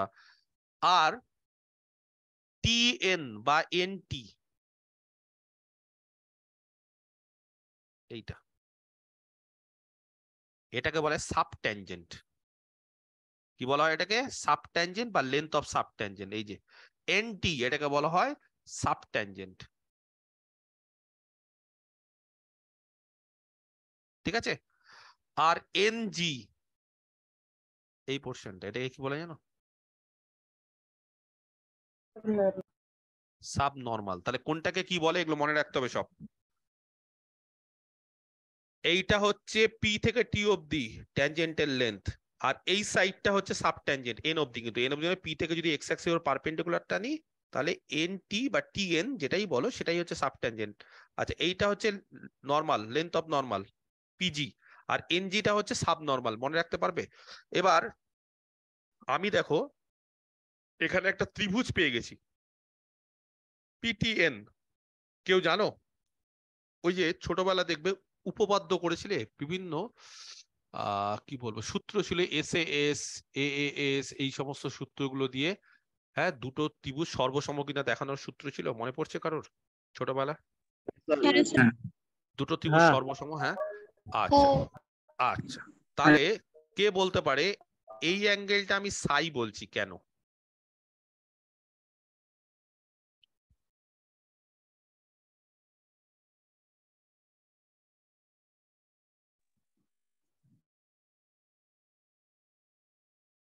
বলো। কারো যদি মনে হয় ছবিটা একটু গন্ডগোল হয়েছে তাহলে একটা কাজ করি, আমি চিন্তা করি না, আমি সাব নর্মালটাকে একটু বড় করে দিয়েছে। একটু এইভাবে আঁকছি, একটু ব্যাকা করে আঁকছি। ঠিক আছে, এরকম ভাবে আঁকছি। অনেকের হয়তো মনে হতে পারে যে তাহলে জিটাকে একটু মিটিয়ে দিই আমি। দাঁড়াও, ছবিটা এক্স্যাক্টলি তো স্কেল ফেল দিয়ে আঁকলে ঠিক হতো। মোটামুটি এইখানে ধরো সাব নর্মাল, হ্যাঁ, একটু বাড়িয়ে দিই, আর এই পয়েন্টটাকে আমি জি নাম দিয়ে দিচ্ছি। ঠিক আছে? আচ্ছা, তাহলে কোন অ্যাঙ্গেলটা সাই? এই অ্যাঙ্গেলটা। কি করে, কে বলতে পারে?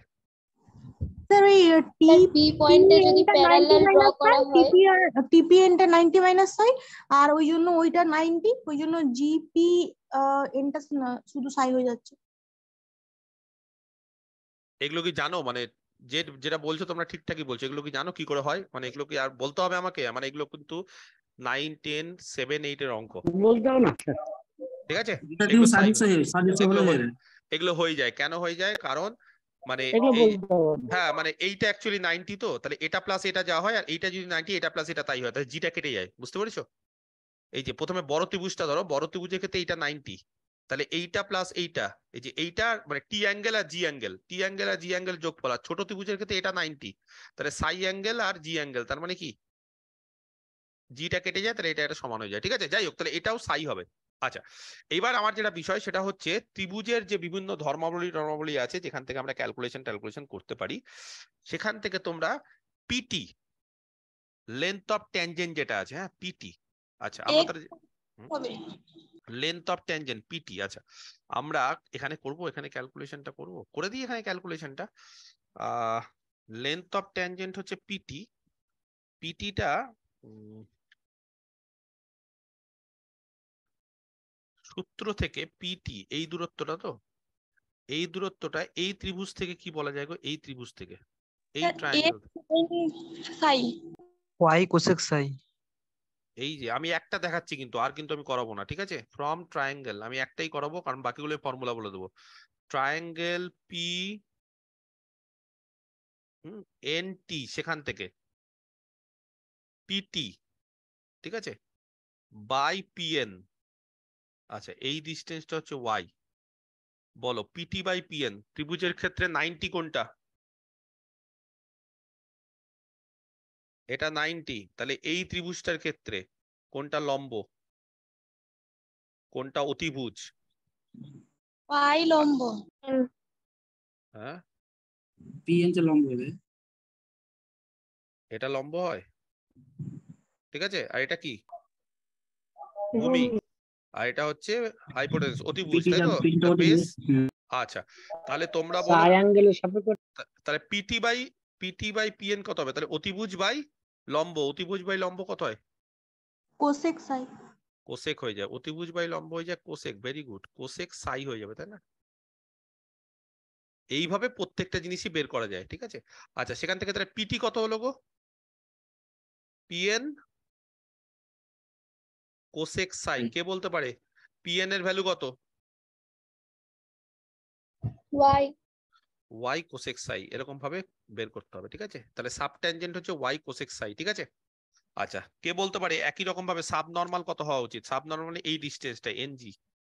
আবার এটা এনজি বাই পিএন করব, অ্যাঙ্গেল ফ্যাঙ্গেল জেনে গেছি। সেখান থেকে সাব নরমালের sorry length of normal, sub normal কেন বলছি, লেন্থ অফ ট্যানজেন্ট হচ্ছে ওয়াই কোসেক সাই। আর লেন্থ অফ নরমাল কত হবে জানো? এগুলো সব মুখস্থ করে নিতে হবে, নাহলে এখান থেকে সব বের করতে হবে। তো যদি ক্যালকুলেশন করে বের করো তাহলে লেন্থ অফ নরমাল হবে ওয়াই সেক সাই। তবে একটা জিনিস মাথায় রেখো, এগুলো না মড দেওয়া উচিত, বা যে করেই হোক মড আমি না দিয়েও করাচ্ছি, কিন্তু মনে রাখবে কোনোদিন যাতে নেগেটিভ নয়, কারণ এগুলো সব লেন্থ। হ্যাঁ, তাহলে মড দিলে ভালো, আর যদি মড না দাও তাও মনে রাখতে হবে যে এগুলো কোনো মতে যাতে নেগেটিভ না হয়। আচ্ছা, একই রকম ভাবে সাব ট্যানজেন্ট। সাব ট্যানজেন্ট মানে কোনটা জানো? সাব ট্যানজেন্ট মানে কোনটা? পিজি। সাব ট্যানজেন্ট মানে কি সব বলছে, লিখে দিয়েছি সাব ট্যানজেন্ট এনটি। তাহলে এনটি বাই পিএন কে বলতে পারে কত? এনটি বাই পিএন, এনটি কত বলো? ভূমি বাই মানে লম্ব, কট সাই। কট সাই হবে। তাহলে এনটি কত হবে? এনটি ওয়াই কট সাই। আর একই রকম ভাবে সাব নরমাল, এটা হবে ওয়াই ট্যান সাই। এবার তোমরা বলো ট্যান সাই এর মান কত? একদম আজকে প্রথমে করেছি, ট্যান সাই কত? y1 dy dx. y1 বা ডিভাইড dx। ওয়াই ওয়াই ওয়ানও বলতে পারো, কোনো অসুবিধা নেই। ডিওয়াই ডিএক্স, সেই কারণে ওয়াই ট্যান সাই, তাহলে ওয়াই ইন্টু ডিওয়াই ডিএক্স। বা পরবর্তীকালে অনেক জায়গায় না ডিওয়াই ডিএক্স কে ওয়াই ওয়ান দেওয়া হয়, তো সেই জন্য ওয়াই ওয়াই ওয়ান ফর্মুলা মুখস্থ রাখতে হবে। কে বলতে পারে ট্যান সাই যদি ডিওয়াই ডিএক্স হয় তাহলে কট সাই কত হবে? কট মানে কত? ট্যান দে, মানে সবকিছু ইন রেসপেক্ট অফ ট্যান বের করার চেষ্টা করো। Y by y one. তাহলে এটা হয়ে যাবে ওয়াই বাই ওয়াই ওয়ান, ঠিক আছে, পারফেক্ট। আচ্ছা, সেক কি হবে? সেকের ফর্মুলা ট্যান দিয়ে বলো। সেক সেক থিটা কত হয়? Sec square theta is equal to 1 plus tan square theta. তাহলে সেক স্কোয়ার সাই কত হবে? 1 প্লাস ট্যান স্কোয়ার সাই। তাহলে সেক সাই কত হবে? রুট ওভার সেক কত হয়ে যাবে? Root over 1 plus tan square psi. তাহলে বলো কত হওয়া উচিত? সেক সাই কত হবে? Y into root over root over 1 plus y1 square। Y one square. বুঝতে পেরেছ? আর কোসেক কি হয় দেখে নিও। কোসেকটাকে প্রথমে কার রেসপেক্টে বের করবো বলো? কোসেকটা হচ্ছে কটের রেসপেক্টে। আর কটটার মান জানো? কট মান হচ্ছে ওয়াই বাই ওয়াই ওয়ান। সেখান থেকে দেখবে এটা এইটা হবে। হ্যাঁ, y by y one into root over 1 plus y square. যাই হোক, 1 প্লাস ওয়াই ওয়ান স্কোয়ার, এগুলো ফর্মুলা, এগুলো সব মনে রাখতে হবে, আর কিছু না। কি করে এসছে না এসছে এগুলো সব ক্যালকুলেশন, এগুলো আর তোমরা বুঝতে অসুবিধা হবে না, কারণ এত কিছু তোমরা জেনে গেছো যে এখন এই সাধারণ জিনিসগুলো জিওমেট্রি, এগুলো খুব স্বাভাবিক। তো এখানে সময় নষ্ট করতে হবে না, কারণ এগুলো বুঝবে, এমনিতেই বুঝে যাবে, যে কোনো বই থেকে ডিটেলসে পড়বে। এখন আপাতত এসএসসির জন্য মেন যেটা কাজ, ইন্টারভিউর সময় এগুলো পড়ে যাবে যে কি করে হচ্ছে না হচ্ছে, কিন্তু এসএসসির সময় ফর্মুলাগুলো আমার চাই। ফর্মুলাগুলো যত তাড়াতাড়ি মাথায় আসবে, যেরকম ভাবে মানে ক্যালকুলেশন করতে পারবে, যত ভালো করে করতে পারবে, তত তাড়াতাড়ি অঙ্ক নামাতে পারবে। ঠিক আছে, ক্লিয়ার? বোঝাতে পেরেছি এটা? ওকে, তাহলে এই ফর্মুলাগুলো মাথায় রেখো, একটা অঙ্ক দিয়ে ফর্মুলাগুলো দিয়ে, তাহলে বিষয়টা প্র্যাকটিস হয়ে যাবে। এখন অ্যাপ্লিকেশন মানে ফর্মুলা আর অঙ্ক, ফর্মুলা আর অঙ্ক, এই চলবে। আচ্ছা, ধরো সোজা অঙ্কই দিই, বেশি কঠিন টঠিন দিচ্ছি না।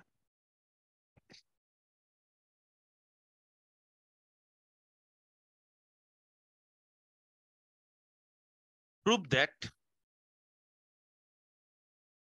হ্যাঁ, এমনি প্রুফ দিচ্ছি, পরীক্ষাতে এমসিকিউতে এরকম কিন্তু কোশ্চেন চেঞ্জ হবে। ফর দ্য প্যারাবোলা, প্যারাবোলার ইকুয়েশন হচ্ছে y square is equal to 4x। The subnormal, মুখস্থ করে নাও কিন্তু সাবনর্মাল কোনটা, ঠিক আছে, ইজ দা বা সাবনর্মাল ইজ কনস্ট্যান্ট, বলছে প্যারাবোলার ক্ষেত্রে সাবনর্মালটা হচ্ছে কনস্ট্যান্ট অ্যাট এনি পয়েন্ট, যে কোনো পয়েন্টেই নাও সাবনর্মাল সবসময় কনস্ট্যান্ট হবে। অ্যান্ড দ্য সাবট্যানজেন্ট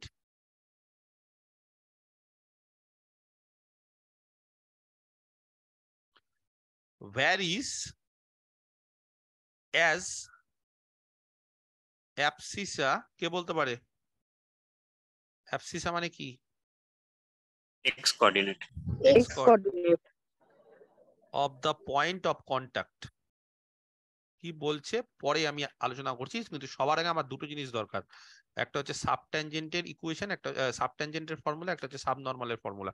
তাহলে সাবনর্মাল সাবট্যানজেন্ট এই যে পরের দুটো,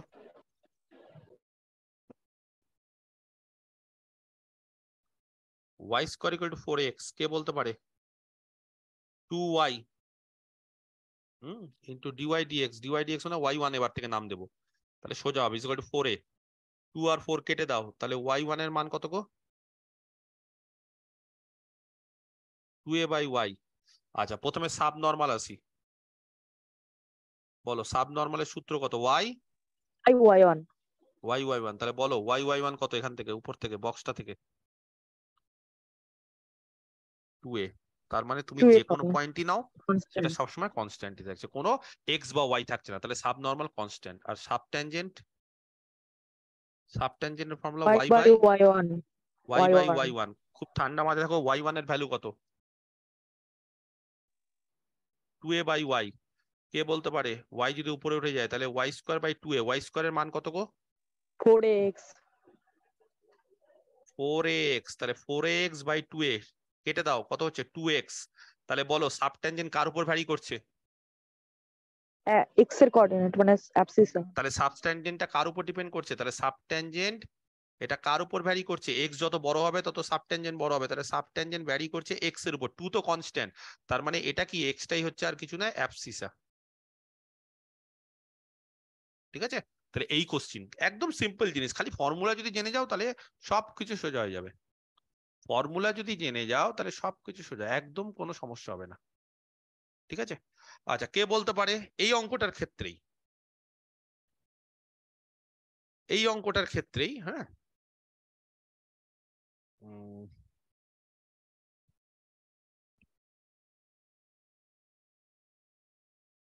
সাবনর্মাল বাই সাবট্যানজেন্ট কত হয় গো? নর্মালি যে কোনো জিনিসের ক্ষেত্রে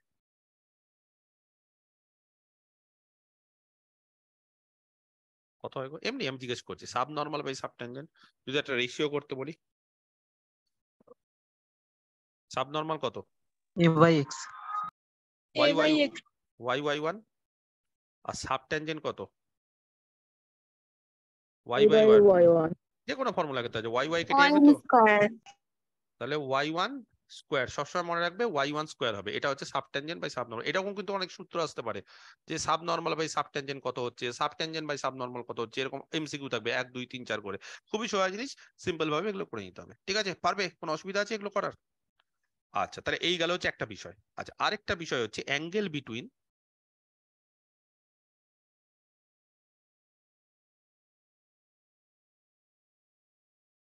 টু কার্ভস। যে কোনো দুটো কার্ভ যদি নিই তাদের মধ্যবর্তী অ্যাঙ্গেল কি হচ্ছে? সকলেই হয়তো জানো যে দুটো কার্ভ যদি ইন্টারসেক্ট করে, ধরো আমি একটা ছবি আঁকছি, এটা একটা কার্ভ, এটা একটা কার্ভ, এই ইন্টারসেকশন করলে তাদের মধ্যবর্তী অ্যাঙ্গেল কি করে বের করবো? এটা তো মানে বক্রাকার, এটা তো ওই পয়েন্টে স্যার ওই কার্ভে ট্যানজেন্ট ড্র করব, দুটো কার্ভে তাদের মধ্যে অ্যাঙ্গেল যেটা সেটা। একদম। তাহলে দুটো কার্ভ যদি থাকে তাহলে সেটা তো আর ওরকম স্ট্রেট লাইন না, স্ট্রেট লাইন হলে আমি দুটো কার্ভের মধ্যবর্তী অ্যাঙ্গেল বের করতে পারি, কিন্তু কার্ভগুলো তো স্ট্রেট লাইন না। তাহলে কার্ভগুলো কি আছে? এটা কার্ভগুলো আস্তে আস্তে কার্ভেচার আছে কার্ভের মতো।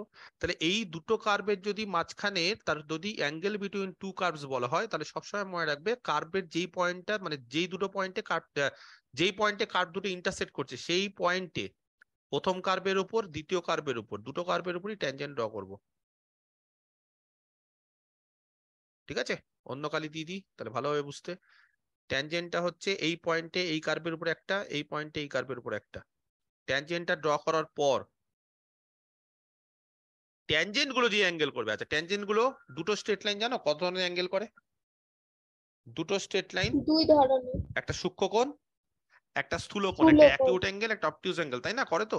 তাহলে যাই হোক আমরা নর্মালি সূক্ষ্মকোণটা লেস দ্যান 90 ডিগ্রিটাই করার চেষ্টা করি। তাহলে এইবার এটাও একটা অ্যাঙ্গেল হচ্ছে, এটাও একটা অ্যাঙ্গেল হচ্ছে, দুটোই কিন্তু অ্যাঙ্গেল হয়। তাহলে যে কোনো একটা অ্যাঙ্গেল নিবে, দেখবে পরীক্ষাতে কোনটার সঙ্গে মিলছে না মিলছে, চেষ্টা করবে যদি 90 ডিগ্রি কমটা দেয় তাহলে ওটাই নর্মালি ধরতে। তাহলে এইবার কোশ্চিনটা হচ্ছে অ্যাঙ্গেল বিটুইন টু কার্ভস, এটা যদি বের করতে হয় তাহলে একদম পাতি জিনিস। ঠিক আছে, প্রথম কাজ কি?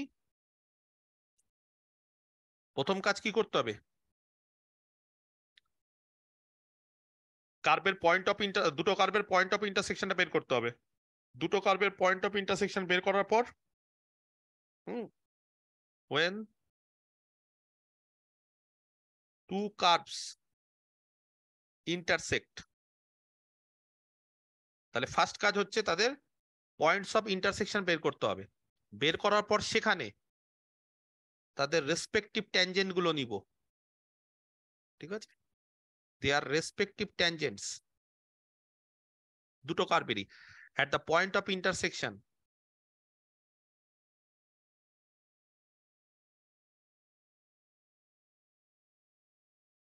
ঠিক আছে, ধরো মেক অ্যান অ্যাঙ্গেল, ট্যানজেন্ট গুলো একটা অ্যাঙ্গেল তৈরি করছে, ধরো নাম দিচ্ছি তাকে আলফা। ঠিক আছে, আর সেটাই হচ্ছে is the angle between this the two curves. এটা ডেফিনেশন অনুসারে, হ্যাঁ, দুটো কার্ভের মধ্যবর্তী অ্যাঙ্গেল মানে ওইটাই এট দ্যাট পয়েন্ট। ক্লিয়ার? আচ্ছা, the angle alpha can be obtain from, একটা সূত্র আছে, কি সূত্র? এরকম ভাবে বের করতে হয়, ট্যান আলফা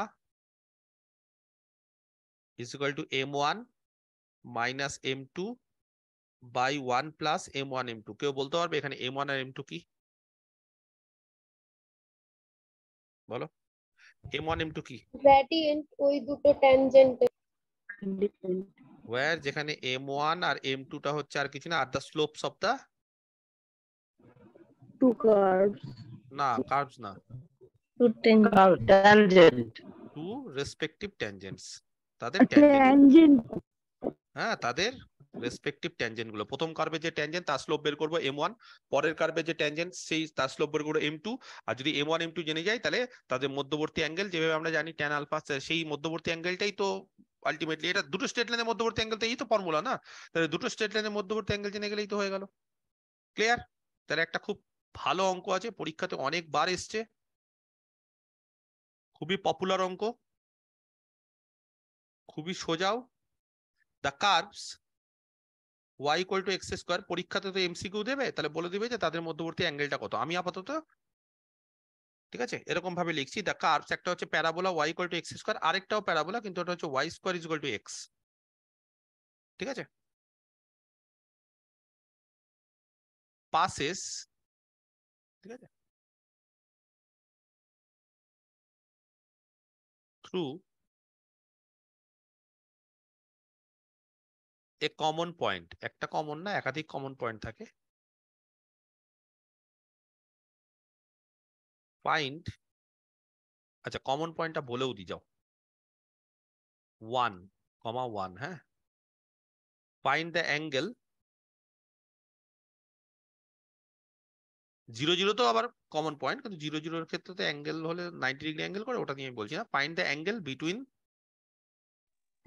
দেম π/4 হবে।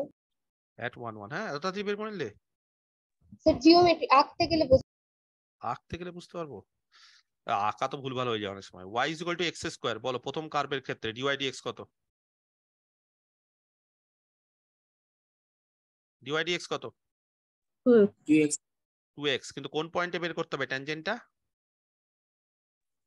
1 1 পয়েন্টে, তাহলে dy dx হয়ে গেল 2, আর পরেরটা হচ্ছে y square equal to x, সেখান থেকে বলো 2y dy dx, y square থেকে ডেরিভেটিভ করো, 2y dy dx is equal to 1, সেখান থেকে dy dx কত গো, 1/2y, বলো কত হবে সেটা? কোন পয়েন্টে বের করছি? 1 পয়েন্টে। তাহলে এইটাকে আমি ধরছি m1, 2, আর m2 হচ্ছে 1/2। তাহলে বলো যদি আলফাটা অ্যাঙ্গেল হয়ে যায়, ঠিক আছে, বিটুইন দেম, তাহলে দেন ট্যান আলফার ফর্মুলা এখনই শিখলাম, m1 minus m2 by 1 plus m1 m2। Actually এটা মড হয়, হ্যাঁ, মড মানে প্লাস মাইনাস দুটোই হতে পারে। একটা অ্যাঙ্গেল বের করতে বলেছে, আমি একটাই বের করছি। বলো m1 কত, 2, m2 কত, হাফ, এখানে 1 প্লাস 2 ইন্টু হাফ। তাহলে ক্যালকুলেশন করলে ওপরেরটা কত হচ্ছে, 3 এর 2, আর নিচেরটা কত হচ্ছে গো, শুধু 2। তাহলে কেটে ফেটে গেলে কত হচ্ছে, 3/4। তাহলে আলফা কত হচ্ছে, ট্যান ইনভার্স 3/4। কে যে বললে পাই/4 হচ্ছে, মুখে করে দেওয়া যাচ্ছে, কে বললে জানো পাই/4 স্যার হচ্ছে? আমি বললাম, আমি বললাম sir x equals to y টা কমন ট্যানজেন্ট হবে। ও না না, x ইকুয়াল টু y টা কি করে কমন ট্যানজেন্ট হয়? একটা কার্ভ তো এরকম, না আমি ভাবলাম। ভাবলে হবে না, ভুল ভেবে ভাবছো। একটা হচ্ছে এরকম কার্ভ, আর একটা এরকম কার্ভ, কি করে কমন ট্যানজেন্ট এই পয়েন্টে x ইকুয়াল টু y হয়? এটা কোনই কমন ট্যানজেন্ট হয়? তুমি এটা ভাবছো কি করে? আর হলেও ওটা অনেক ব্যাপার আছে, ঠিক আছে? একটা তো এইভাবে চলে যাচ্ছে, একটা তো প্যারাবোলা এরকম, আরেকটা প্যারাবোলা এইদিকে যাচ্ছে, তাহলে এখানে একটা ট্যানজেন্ট, এখানে একটা ট্যানজেন্ট, এরকম আঁকতে হবে, ঠিক আছে?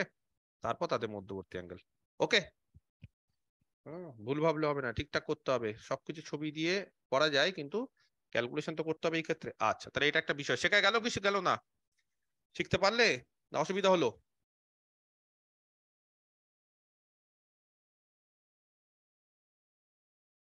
ঠিক আছে। আরেকটা খুব ফেভারিট অঙ্ক আছে, ফেভারিট মানে স্যারদের ফেভারিট, দেখলেই চিনতে পারবে।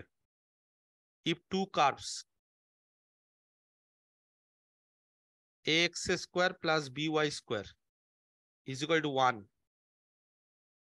আর a dash x square plus b dash y square is equal to 1, cut orthogonally, ঠিক আছে? তাহলে দেন প্রুভ দ্যাট অর্থোগোনালি মানে তাদের মধ্যবর্তী অ্যাঙ্গেল কত, 90 ডিগ্রি। অর্থোগোনালি মানে তাদের মধ্যবর্তী অ্যাঙ্গেল, কেউ জানো এটা সূত্র কি? মুখস্থ হয়ে যাওয়ার কথা। 1 by a minus 1 by b equal to 1 by a dash minus 1 by b dash. minus 1 by এটাও হয়, এটাও হয়, এটাও একটা হয়। আর তোমরা যেটা বলছো, হ্যাঁ, বা এরকমও অনেক জায়গায় থাকে, এটা দেখতে হবে 1/a, মানে এখান থেকে ক্যালকুলেশন করতে হবে, মাইনাস 1/b, যদি এদিকে নিয়ে চলে আসো 1/a dash minus 1/b dash. এই করাবো অঙ্ক না মনে রাখবে শুধু সূত্র? পরীক্ষা হ্যাঁ করাচ্ছি না, অনেকবার এসছে পরীক্ষায়, মানে এইভাবে করতে হয়। কি করে করতে হয় বলবো? আমি এটা বলে দিই। প্রথমে ax square plus by square is equal to 1, সেখান থেকে dy dx বের করো, dy dx বের করে আগে প্রথমে, হ্যাঁ, dy dx বের করার পর একটা পয়েন্ট ধরে নাও ইন জেনারেল যেখানে ইন্টারসেক্ট করছে, মানে ধরে নাও যে এরকম x1 y1 এ ইন্টারসেক্ট করছে। তাহলে x1 y1 এ যদি ইন্টারসেক্ট করে, তাহলে x1 y1 টা এই কার্ভের উপরেও আছে, এই কার্ভের উপরেও আছে। একটু বড় হবে ক্যালকুলেশন, সেই কারণে আমি করাচ্ছি না, কিন্তু এই সূত্রটা না সবার জানা উচিত, এবং এই সূত্রটা দিয়ে অনেকবার পরীক্ষা এসেছে। প্রথমে ধরে নিবে যে x1 y1 একটা পয়েন্ট অফ ইন্টারসেকশন, এরকম ভাবে ধরে নিবে। আমি হিন্ট দিচ্ছি, বলে দিচ্ছি, লেট x1, y1 এরকম একটা পয়েন্ট ধরে নিবে, be the point of intersection of the two curves. Point of intersection যদি হয়ে যায়, তাহলে প্রথম কার্ভে কি করবে, x1 টা স্যাটিসফাই করবে, তাহলে y এর জায়গায় y1 আর x এর জায়গায় x1 বসিয়ে দাও। আবার একই রকম ভাবে দ্বিতীয় পয়েন্ট অফ ইন্টারসেকশন মানে কি, যেটা দুটো কার্ভের মধ্যেই আছে, দ্বিতীয়টার ক্ষেত্রেও এটা বসিয়ে দাও, a dash x1 square plus b dash y1 square equal to 1। এইবার কি করব, এইবার যে কার্ভটা আছে ax square plus by square is equal to 1, সেখান থেকে আমরা dy dx বের করো at the point x1 y1, সেটা আমরা ধরে নিব m1। তারপরে একই রকম ভাবে a dash x square plus b dash y square is equal to 1, সেখান থেকে আমরা আবার dy dx বের করব এট দ্য পয়েন্ট x1 y1, সেটাকে আমরা ধরে নেবো m2, আর m1 m2 যদি বেরিয়ে যায় তাহলে তা ক্যালকুলেশন করে ট্যান আলফার মান কি হচ্ছে, সেখান থেকে ট্যান আলফা কত, হ্যাঁ ট্যান আলফা করা যাবে না, এখন কট আলফা করতে হবে। কেন, বুঝতে পেরেছো?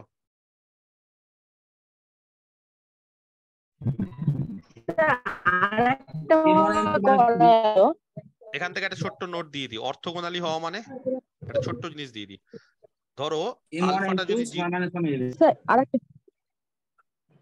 ধরো আলফাটা 0 হলো, সাপোজ আমি একটু বলে দিই তারপরে আমি শুনছি তোমাদের কথা, ঠিক আছে? আমি একটু বলে দিই, ভুলে যাবো আবার কি বলতে চাইছিলাম। আলফাটা ধরো 0 হলো, তো আলফা 0 মানে তাদের মধ্যবর্তী অ্যাঙ্গেল যদি 0 হয়ে যায়, হ্যাঁ কোনো দুটো কার্ভের মধ্যবর্তী অ্যাঙ্গেল 0 হয়ে যাবে মানে কোইনসাইড করে যাচ্ছে, তাহলে আলফা 0 হয়ে গেলে ট্যান আলফা কি হবে? 0 হবে। ট্যান আলফা 0 হয়ে গেলে m1 equal to m2, m1 minus m2 equal to 0, 0, তার মানে m1 equal to m2। আর যদি আলফাটা সাপোজ π/2 হয়ে যায়, তাহলে নিচেরটা সমান 0 করলে হবে। তাহলে কট আলফা 0, কারণ ট্যান আলফা তখন 90, তাহলে কট আলফা 0, তাই না? কট আলফা 0 হয়ে গেলে উল্টে যাবে, তাহলে 1 plus m1 m2 is equal to 0, সেখান থেকে m1 m2 এর ভ্যালু কত? -1 -1, তার মানে পারপেন্ডিকুলার কাট করে না, যে পারপেন্ডিকুলার কাট করে মানে স্লোপের গুণফল -1, তাহলে এখানেও m1 m2 এর গুণফল -1 করে করো, সেখান থেকেও পাওয়া যায়, ঠিক আছে? যেহেতু অর্থগোনালি। হ্যাঁ বলো, কেউ বলছিলে কিছু, আরেকটা কি বলছিলে বলো, কি বলছিলে আরেকটা বলো, তোমাদের মধ্যে তো কে এটা বলছিল? তোমটাকে যদি fxy ধরে নি, fxy মানে ও ওই সূত্র দিয়ে, ও ওর ফালতু ঝামেলা, ওই সূত্র দিয়ে কঠিন জিনিস আবার, ও ডিটারমিনেট করে করতে হয়। হ্যাঁ হ্যাঁ স্যার, করলে করতে পারবো, কিন্তু আননেসেসারি আবার মনে রাখতে হবে। আমি করালাম না, বললে করতে পারো। বিভিন্ন বইতে ডিটারমিনেন্ট দিয়ে থাকে, 3টা ইকুয়েশন থাকে, 3টা ইকুয়েশন থেকে ডিটারমিনেন্ট দিয়ে x dash y x one y কে ইয়ে করে দেয়, এলিমিনেট করে দেয়। যে করেই হোক, যাই হোক, আমার বক্তব্য হচ্ছে অঙ্কটা করার বড় ব্যাপার না, অঙ্কটা এই ফর্মুলা মুখস্থ করে নিতে হবে। অঙ্কটা করে তো আমার লাভ নেই। আমার এসএসসি তে অপশন থাকবে 4টে, তার মধ্যে দেখবে এই অপশন বা এই অপশন, এইভাবে একটা মনে রাখবে, সেখান থেকে একটু 19-20 করে অন্যান্য অপশন গুলো যদি থাকে সেগুলোকে ভেরিফাই করতে হবে। এই অঙ্কটা কেন আমি উত্তরটা মুখস্থ করতে বললাম, প্রচন্ড ইম্পর্টেন্ট, পরীক্ষাতে অনেকবার এসেছে অনেক জায়গাতে, আর যদি না আসে তাহলে ছেড়ে দিবে, দরকার নেই। কিন্তু আননেসেসারি গোটা অঙ্কটা করার দরকার নেই, কারণ এগুলো কিছু কিছু অঙ্ক না উত্তর মুখস্থ হয়ে যায়। এতবার বিএসসি তে তোমরা করেছো, তোমরা ধরো কিছু জন তো বলেও দিল প্রথমে, হ্যাঁ স্যার এটাই হবে, 1/a দিয়ে শুরু করলো, ঠিক আছে? আচ্ছা, এইবার আরেকটা ইন্টারেস্টিং জিনিস আছে যেটা একটু বলে দিই, তাহলেই মোটামুটি এই চ্যাপ্টারে যা যা জানার বিষয় সেগুলো জেনে যাবে, তারপরে অঙ্ক করতে হবে একটু। সেটা হচ্ছে ট্যানজেন্টস অ্যাট অরিজিন। হ্যাঁ, একটা সূত্র আছে, যদি কোনো একটা কার্ভের 0 0 বা অরিজিনে ট্যানজেন্ট বের করতে দেয় না, যদি কোনো কার্ভের অরিজিনে ট্যানজেন্ট বের করতে হয়, দেখো এতক্ষণ অব্দি আমরা কিন্তু 0 0 তে করিনি, আমরা দেখো কোথায় কোথায় ট্যানজেন্ট বের করেছি, কোথাও ধরো 1, -1, যেমন এখানে কোথায় ট্যানজেন্ট বের করলাম আমরা, ধরো ট্যানজেন্ট বের করলাম এখানে 3,2 তে, কোথাও হয়তো ট্যানজেন্ট বের করলাম ধরো 1, -1 কিন্তু যদি অরিজিনে ট্যানজেন্ট বের করতে হয় তাহলে বলছি এত কষ্ট করতে হয় না, একটা সোজা উপায় আছে। অরিজিনে ট্যানজেন্ট বের করতে গেলে একটা সোজা উপায় আছে, দ্য ট্যানজেন্টস, কেউ জানো উপায়টা? লোয়েস্ট ডিগ্রি টার্মটা 0 হবে। একদম সঠিক, লোয়েস্ট ডিগ্রি টার্মটা 0 করে দিতে হয়, একদম ঠিক বলছো, ভেরি গুড, বাহ। দ্য ট্যানজেন্টস, হ্যাঁ, যে কোনো একটা কার্ভে নিয়ে নাও, অফ এ কার্ভ, যে কোনো একটা কার্ভ নিয়ে নাও, অ্যাট অরিজিন মানে 0 0, সেটাতে বলছে ইজ অবটেন্ড, কি করে বের করা হয়, বাই ইকুয়েটিং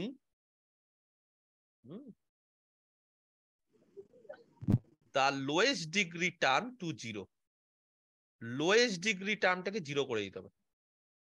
বুঝতে পারলে না কিরকম বিষয়টা? আমি একটা অঙ্ক করাই, ধরো এরকম একটা কার্ভ দেওয়া আছে, ধরো a1x plus b1y, in general একটু বলে দিই, plus a2x square plus b2xy, হ্যাঁ, প্লাস ধরো c2y স্কোয়ার। এটা আবার সবার ক্ষেত্রে হবে না, মানে অ্যালজেব্রিক ইকুয়েশন হতে হবে, হ্যাঁ, অ্যালজেব্রিক ইকুয়েশন হলে এরকম হবে। ধরো এরকম একটা অ্যালজেব্রিক ইকুয়েশন দেওয়া আছে, আচ্ছা, প্লাস এরকম আরো টার্ম আছে, ঠিক আছে? ধরো এরকম আছে an x two the power n plus something করে লাস্টে ধরো suppose kn y two the power n, এরকম 0 ধরো আছে, ঠিক আছে? তাহলে এটা ধরো bn বা বি এর জেনারেল ইকুয়েশন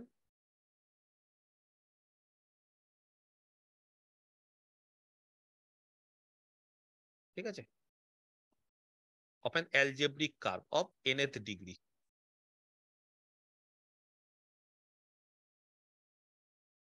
এরকম একটা nth ডিগ্রি কার্ভের দেওয়া আছে ঠিক আছে পাসিং থ্রু অরিজিন কে বলতে পারে এটা কেন অরিজিন দিয়ে পাস করছে কনস্ট্যান্ট টার্মটা নেই কনস্ট্যান্ট টার্মটা নেই কনস্ট্যান্ট টার্ম যদি এখানে একটা সি ফি থাকতো এক্সট্রা তাহলে বলতে পারতাম না তার মানে এক্স এর জায়গায় 0 বসা ওয়াই এর জায়গায় 0 বসা left hand side right hand side সমান তাই তো তাহলে এরকম একটা যদি লেখা যায় এরকম যদি হয় যে একটা অ্যালজেব্রিক ইকুয়েশন তাহলে মনে রাখবে কি করে এসছে না এসছে সেগুলো বলা যায় লিমিটিং ভ্যালু ট্যালু দিয়ে প্রমাণটা করা যায় কিন্তু ওটা বক্তব্য না বক্তব্য যে এখানে আমরা কি করে তাহলে তার ইকুয়েশন অফ দ্য ট্যানজেন্ট কি হবে তাহলে তার ইকুয়েশন অফ দ্য ট্যানজেন্ট কোথায় অ্যাট অরিজিন কিন্তু যে কোনো জায়গায় করো না আবার এটা ট্যানজেন্টে specifically the equation of the tangent at origin কি হবে বলো তো a1x plus b1y equal to 0. of the above curve হ্যাঁ বলবো is lowest degree কোনটা a1x plus b1y. 1 ডিগ্রি দু জায়গায় 1 ডিগ্রি আছে একটা হচ্ছে a1x ঠিক বলছো আর একটা হচ্ছে b1y এটাকে 0 করে দাও ব্যাস এটাই হচ্ছে ট্যানজেন্ট তাহলে এত খাটাখাটনিরই ঝামেলা নেই এত খাটবই না আমরা ওই যে dy dx বের করব কোন পয়েন্টে বের করতে বলেছে ওই সমস্ত করার দরকার নাই ঠিক আছে তাহলে find the tangents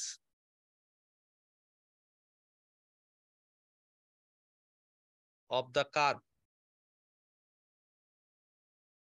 xs cube plus y cube minus 3axy জানো এই কার্ভটার নাম কি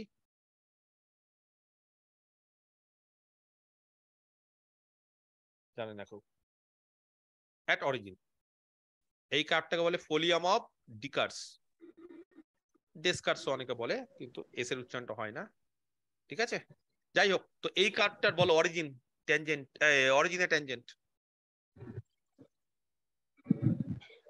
x equal to 0 হবে y equal to 0. এটা কত ডিগ্রি টার্ম এটা কত ডিগ্রি টার্ম এটা কত ডিগ্রি টার্ম বড় 3 ডিগ্রি এটা 3 ডিগ্রি এটা এ বাদ দাও এ তো কনস্ট্যান্ট কত ডিগ্রি টার্ম 2 ডিগ্রি তাই লোয়েস্ট ডিগ্রি কোনটা লোয়েস্ট ডিগ্রি হচ্ছে এটা 3axy. তাহলে the equation of the tangent কি করে বের করবো the equation of the tangents এখানে দুটো হবে বলে ট্যানজেন্টস বলছি হ্যাঁ ক্যান বি অবটেন বা অ্যাট অরিজিন অরিজিনে পাওয়া যাবে ঠিক আছে ক্যান বি অবটেন কি করে অবটেন করব equating the lowest degree term to 0 তাহলে লোয়েস্ট ডিগ্রি টার্ম কোনটা 3axy is equal to 0 সেখানে a তো কনস্ট্যান্ট আরবিট্রারি a কে বাদ দিয়ে দাও 3 বাদ দিয়ে দাও তাহলে xy equal to 0 xy equal to 0 মানে x equal to 0 আর বা y y equal to equal 0 to 0. তাহলে x equal to 0 and y equal to 0 দুটোই হচ্ছে ট্যানজেন্ট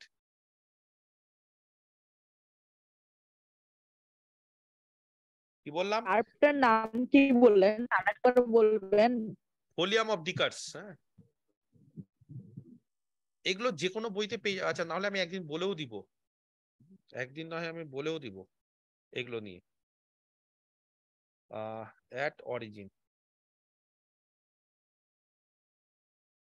এরকম হয় এটাকে বলা হয় দাঁড়াও লিখেই দিই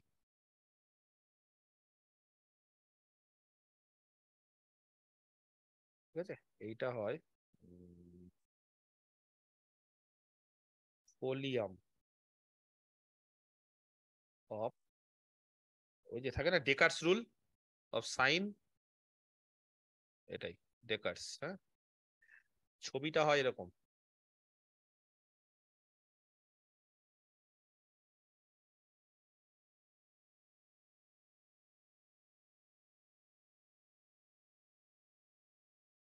চেষ্টা করছি আকার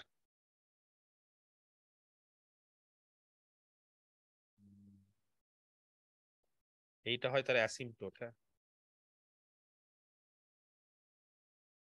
যাই হোক আমি অ্যাসিম্পটোট পড়াইনি এখনো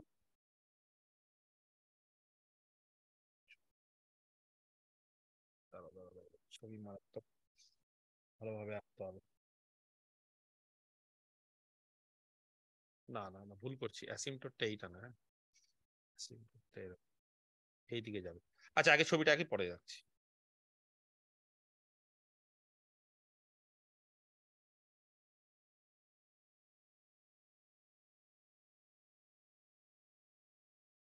এরকম একটা কার্ভ হবে, ঠিক আছে? এরকম একটা অ্যাসিম্পটোট হবে। অ্যাসিম্পটোট মানে ছুঁয়েও ছুঁইল না, টাচ করবে না কোনোদিন, বুঝতে পেরেছো? এই হচ্ছে ফোলিয়াম অফ ডেকার্স। এবার অরিজিনে যদি ট্যানজেন্ট রাখতে চাই, এইটা একটা সবুজ কালি দিয়ে আঁকলাম, এটা একটা, ঠিক আছে? দুটো হয়ে যায়, ঠিক আছে? এই হচ্ছে দুটো, একটা এক্স অ্যাক্সিস আর ওয়াই অ্যাক্সিস। ওকে, ঠিক আছে? এটা হচ্ছে ফোলিয়াম অফ ডেকার্স।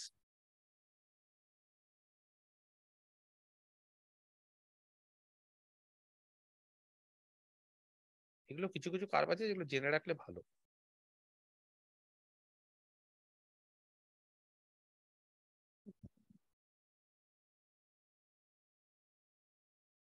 ওকে, বুঝতে পারা গেছে?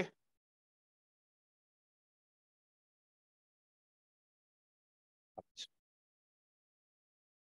একটা অঙ্ক দিই।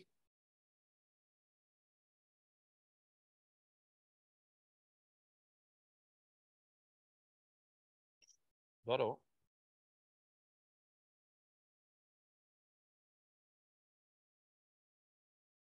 এরকম একটা কার্ভ দেওয়া আছে, হ্যাঁ? y equal to c cos hyperbolic, হ্যাঁ, x by c। জানো এটা কি ধরনের কার্ভ? এটা জানো কি ধরনের কার্ভ? বলতে পারবে?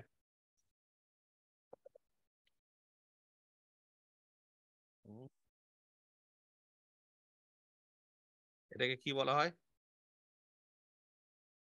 ক্যাটেনারি। এটাকে বলে ক্যাটেনারি, ঠিক আছে? y is equal to c cos hyperbolic x by c। যাই হোক, তো এরকম ধরনের একটা ক্যাটেনারি দেওয়া আছে। শো দ্যাট, এগুলো সব জানতে হবে, পড়তে হবে, একটু পড়ে নিও সব এগুলো। একটা ক্যাটেনারি দেওয়া আছে। Show that the length of the perpendicular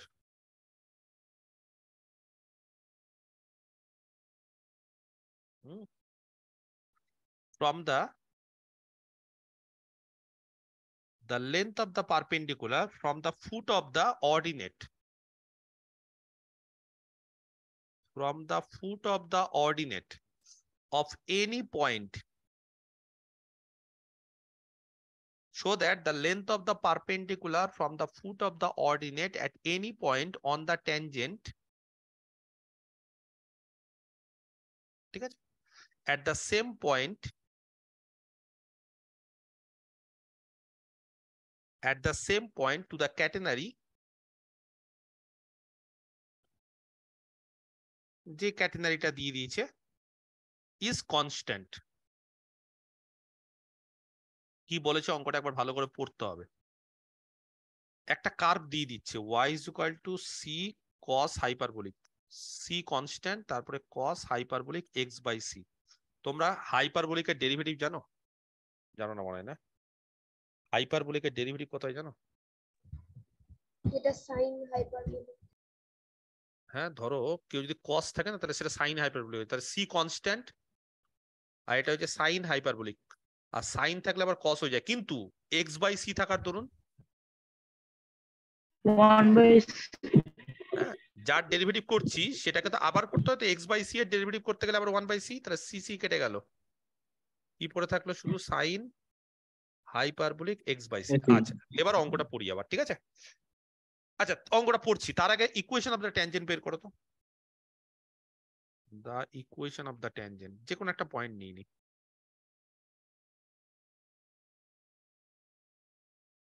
at যে কোনো একটা পয়েন্ট নিয়ে নাও, এনি পয়েন্ট, ধরো x1 y1, ঠিক আছে, অফ দ্য ক্যাটেনারি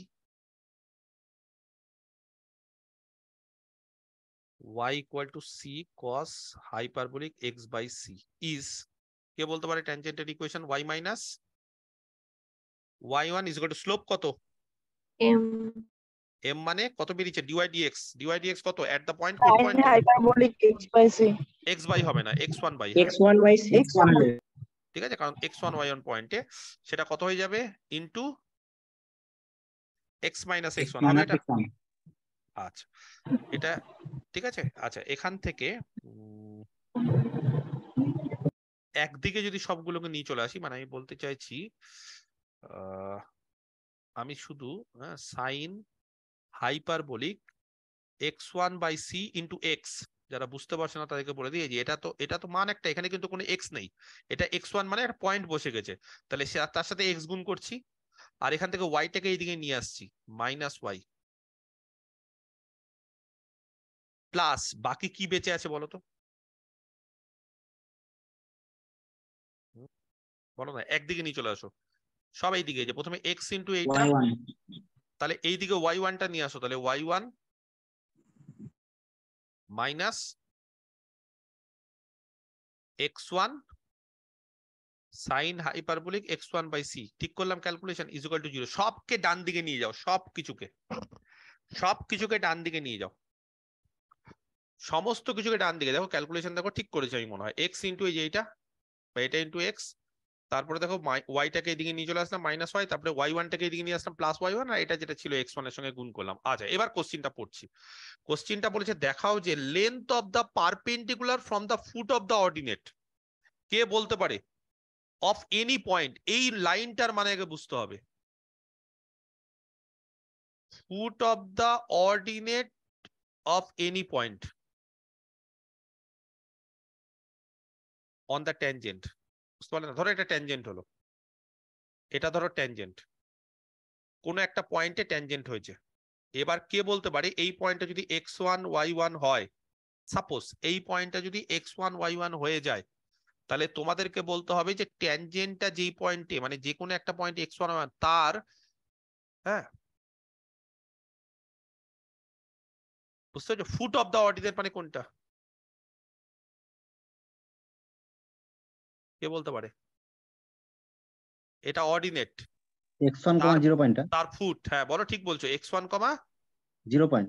এটা হবে ফুট অফ দ্য অর্ডিনেট, এটা বুঝতে হবে ভালো করে, ঠিক আছে, এটা ভালো করে বুঝতে হবে, ফুট অফ দ্য অর্ডিনেট মানে কি বোঝাতে চাইছে, এইটা হচ্ছে ফুট অফ দ্য অর্ডিনেট, ধরো এটা ট্যানজেন্ট, এটা একটা ট্যানজেন্ট এই পয়েন্টে হয়েছে, তাহলে এই ট্যানজেন্টটার x1 y1 পয়েন্টে ধরো ট্যানজেন্ট, তার যে অর্ডিনেট, মানে যে ওয়াই কোঅর্ডিনেটটা অর্ডিনেট, এটাকে বলে অ্যাবসিসা, এটা অর্ডিনেট, তাহলে অর্ডিনেটের ফুট মানে কি, পাদদেশে কি হবে x1, 0, তাহলে এই পয়েন্টটাতে, হ্যাঁ show that the length of the perpendicular, তাহলে পারপেন্ডিকুলারের লেন্থ, তাহলে কোথা থেকে পারপেন্ডিকুলার টানতে হবে, এই পয়েন্ট থেকে পারপেন্ডিকুলার টানতে হবে, কার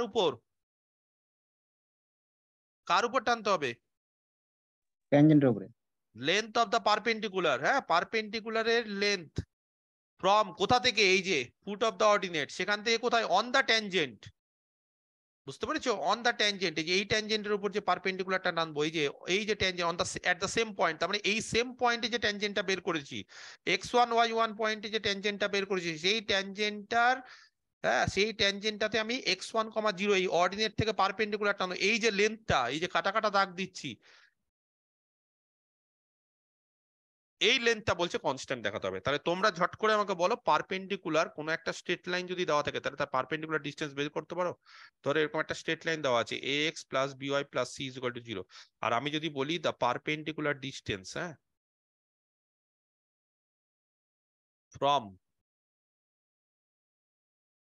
x1, y1 to the straight line ax plus by plus c is equal to 0 is, কে বলতে পারে, ডিসটেন্স একটা ফর্মুলা আছে, mod of ax1 plus by1 plus c ax1 plus by root over by root over a root square over b a square square plus b square. a square plus b square, তাহলে একই রকম ভাবে এটা একটা straight line, ট্যানজেন্টটা হচ্ছে এইটা, এটা ট্যানজেন্টটা, এবার কোন পয়েন্ট থেকে পারপেন্ডিকুলার টানবো,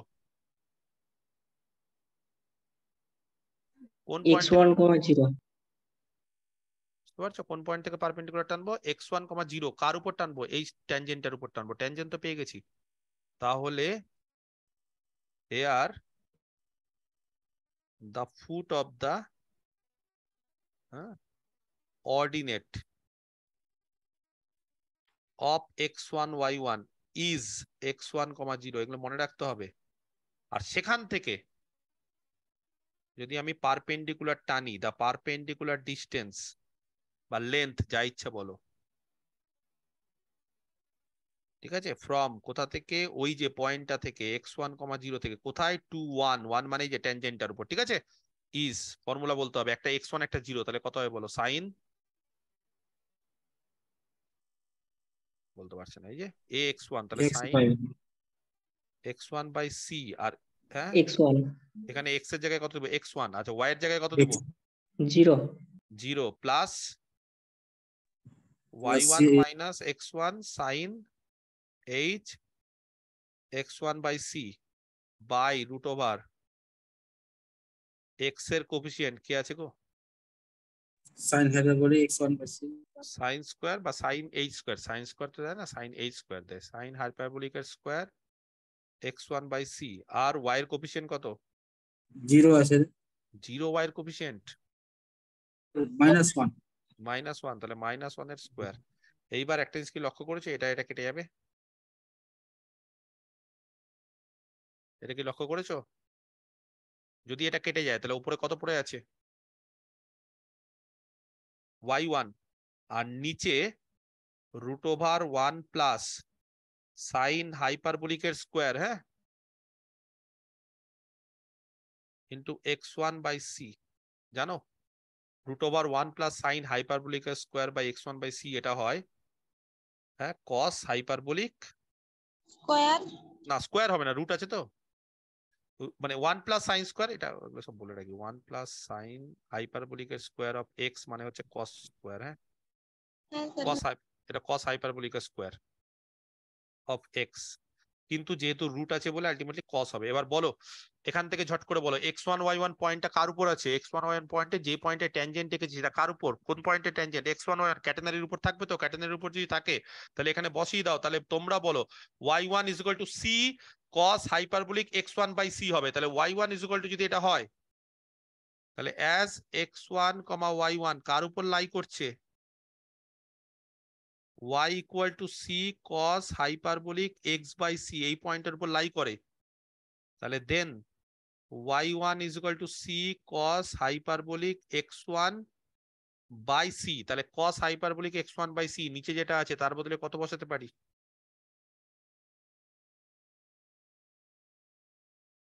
বলতে পারছি না, তাহলে y1 y1 কেটে গেল, c টা উপরে উঠিয়ে দাও, c কনস্ট্যান্ট।